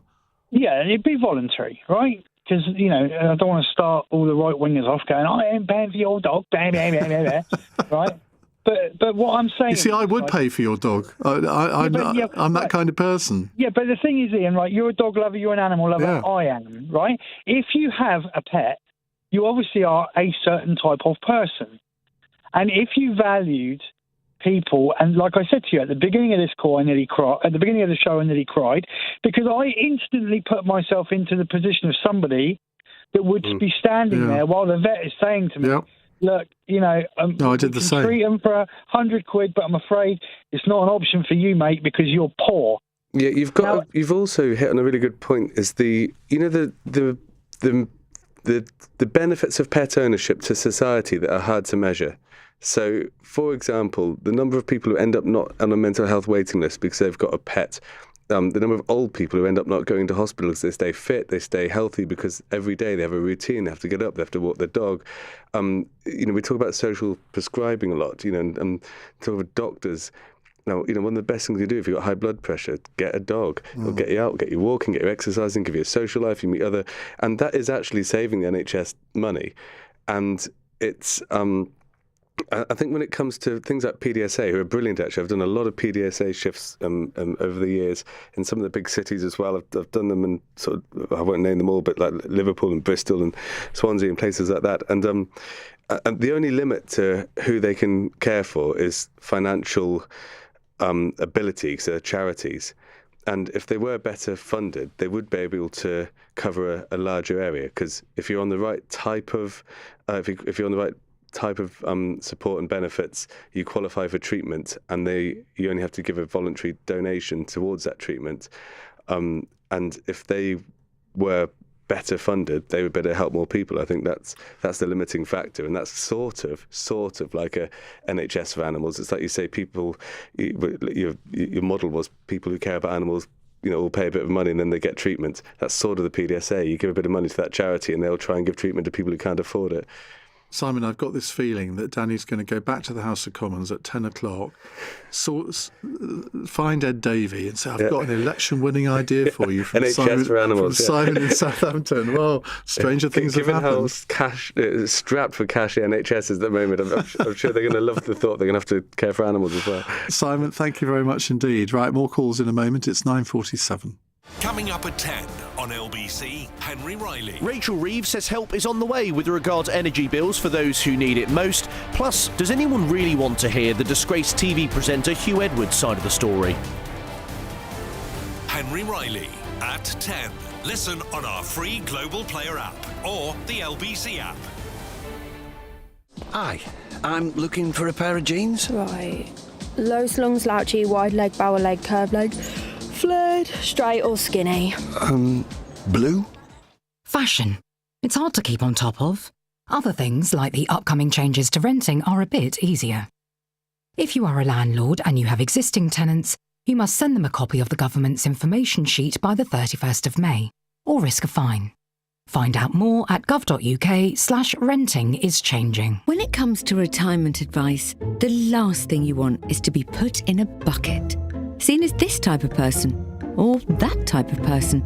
At Fisher Investments UK, we never put you in a bucket. We always tailor retirement advice that's just right for you. Fisher Investments UK, retirement advice that's as individual as you are. Learn more at fisherinvestments.co.uk. Investing involves the risk of loss. Fisher Investments UK is regulated by the UK Financial Conduct Authority. With a gift in your will to UNICEF, you'll know that the job of making a better world for every child is in good hands. It'll be the start of an incredible journey, connecting you with a powerful community of people working tirelessly to protect and nurture children so they're empowered to take on the world. To find out more about leaving a gift in your will that never stops working for children, search UNICEF Legacy for a free guide today. It's not easy being a clamp stuck on the wheel of the one person on the street who didn't tax their car. Yeah, Graham at number 7, I'm talking about you. Bet the neighbourhood group chat is as well. Wish I had a group chat. Maybe I can chat to myself. Hi, Clampy, how's it going? Not great, Clampy. Being clamped to the only untaxed car for miles is so lonely. Over 98% of drivers tax their vehicle on time. Tax it, don't risk it. Visit gov.uk/DVLA/tax it. Iain Dale on LBC. Text 84850. 9:49 on LBC. If you just tuned in, we're talking about vets and whether the veterinary system in this country needs regulation, improvement, getting your experiences. Danny Chambers is with us, Liberal Democrat MP for Winchester, and before he was elected, he was a practising vet. Steve says, I live in France where it appears vets' fees are regulated, luckily. For instance, I had a cat, Totty. It's an inappropriate name for a cat, I think. Or is it Toti?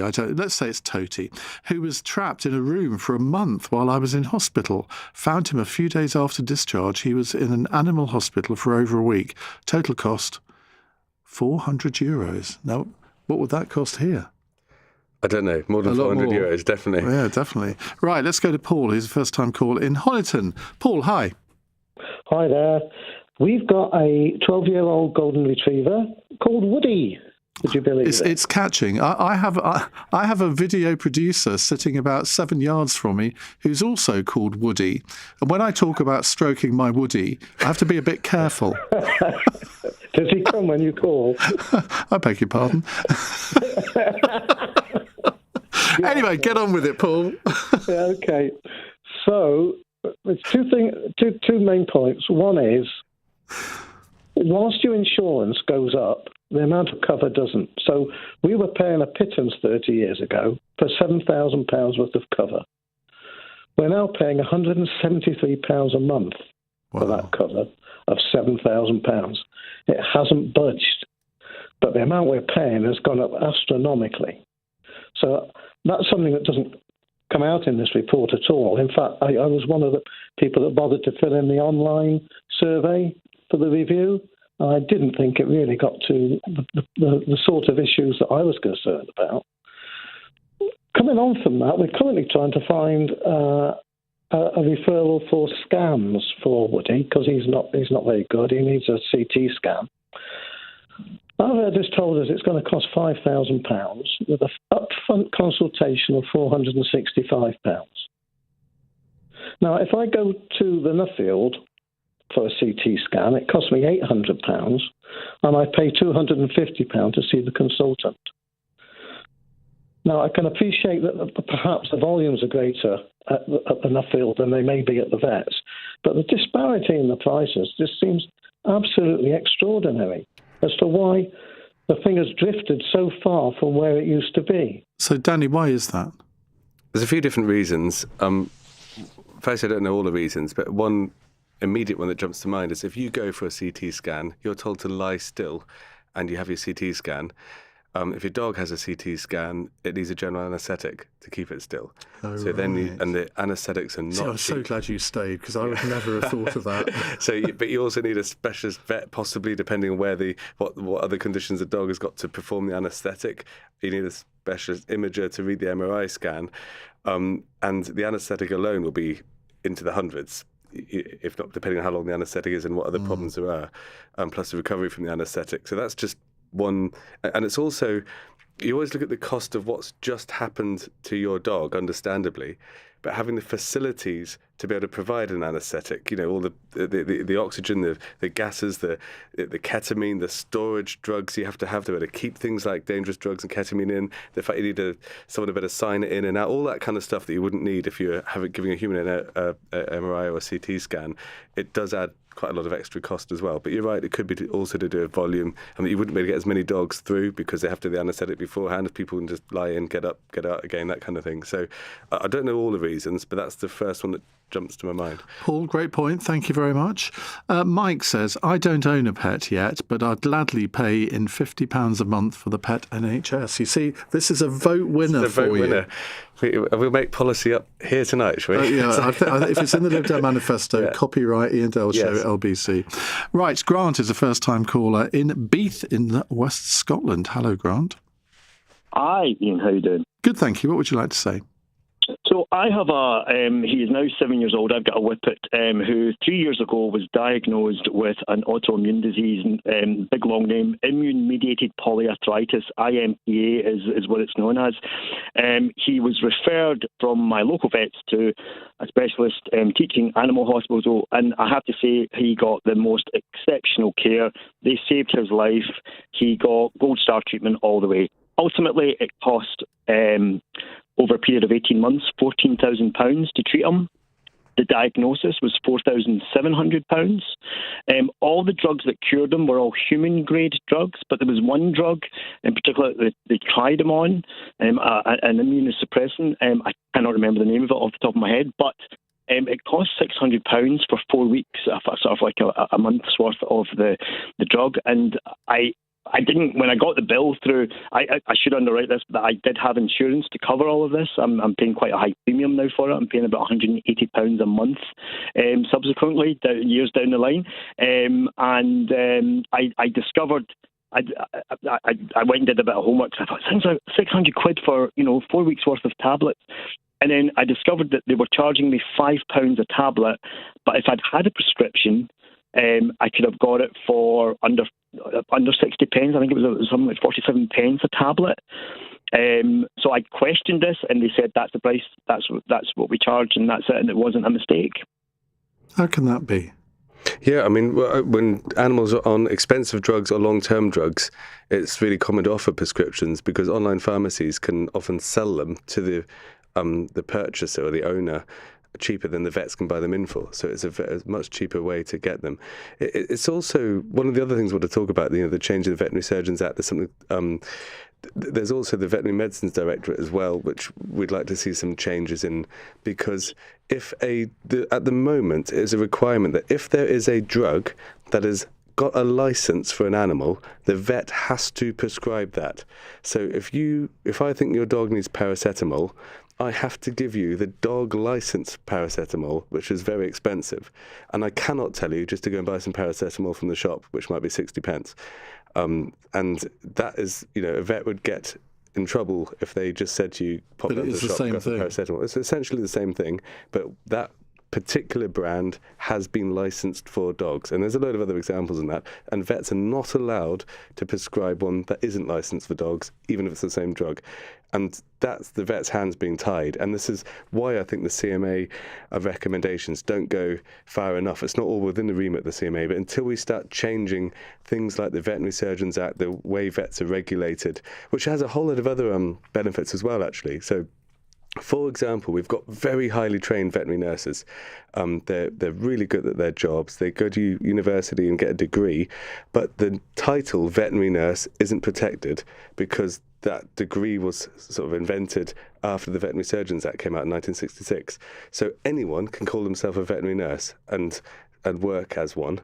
But if you've been through that training, you should have that title protected, the same way veterinary surgeon is, the same way doctor is, or dentist, It makes total sense. And so that's one of the other changes we'd make if we had an updated Veterinary Surgeons Act. Thank you very much for your call, Grant. Colin says, question, what is the most important piece of equipment in a veterinary surgery? Colin gives his answer, which I suspect is rather different to yours. What's your answer? Equipment? Yeah. The most important piece of equipment is your ability to do this is going to sound really cheesy, but a proper clinical exam. Your stethoscope, your thermometer, your ability to palpate and listen to the owner about the history, because you can work out so much without having to do tests.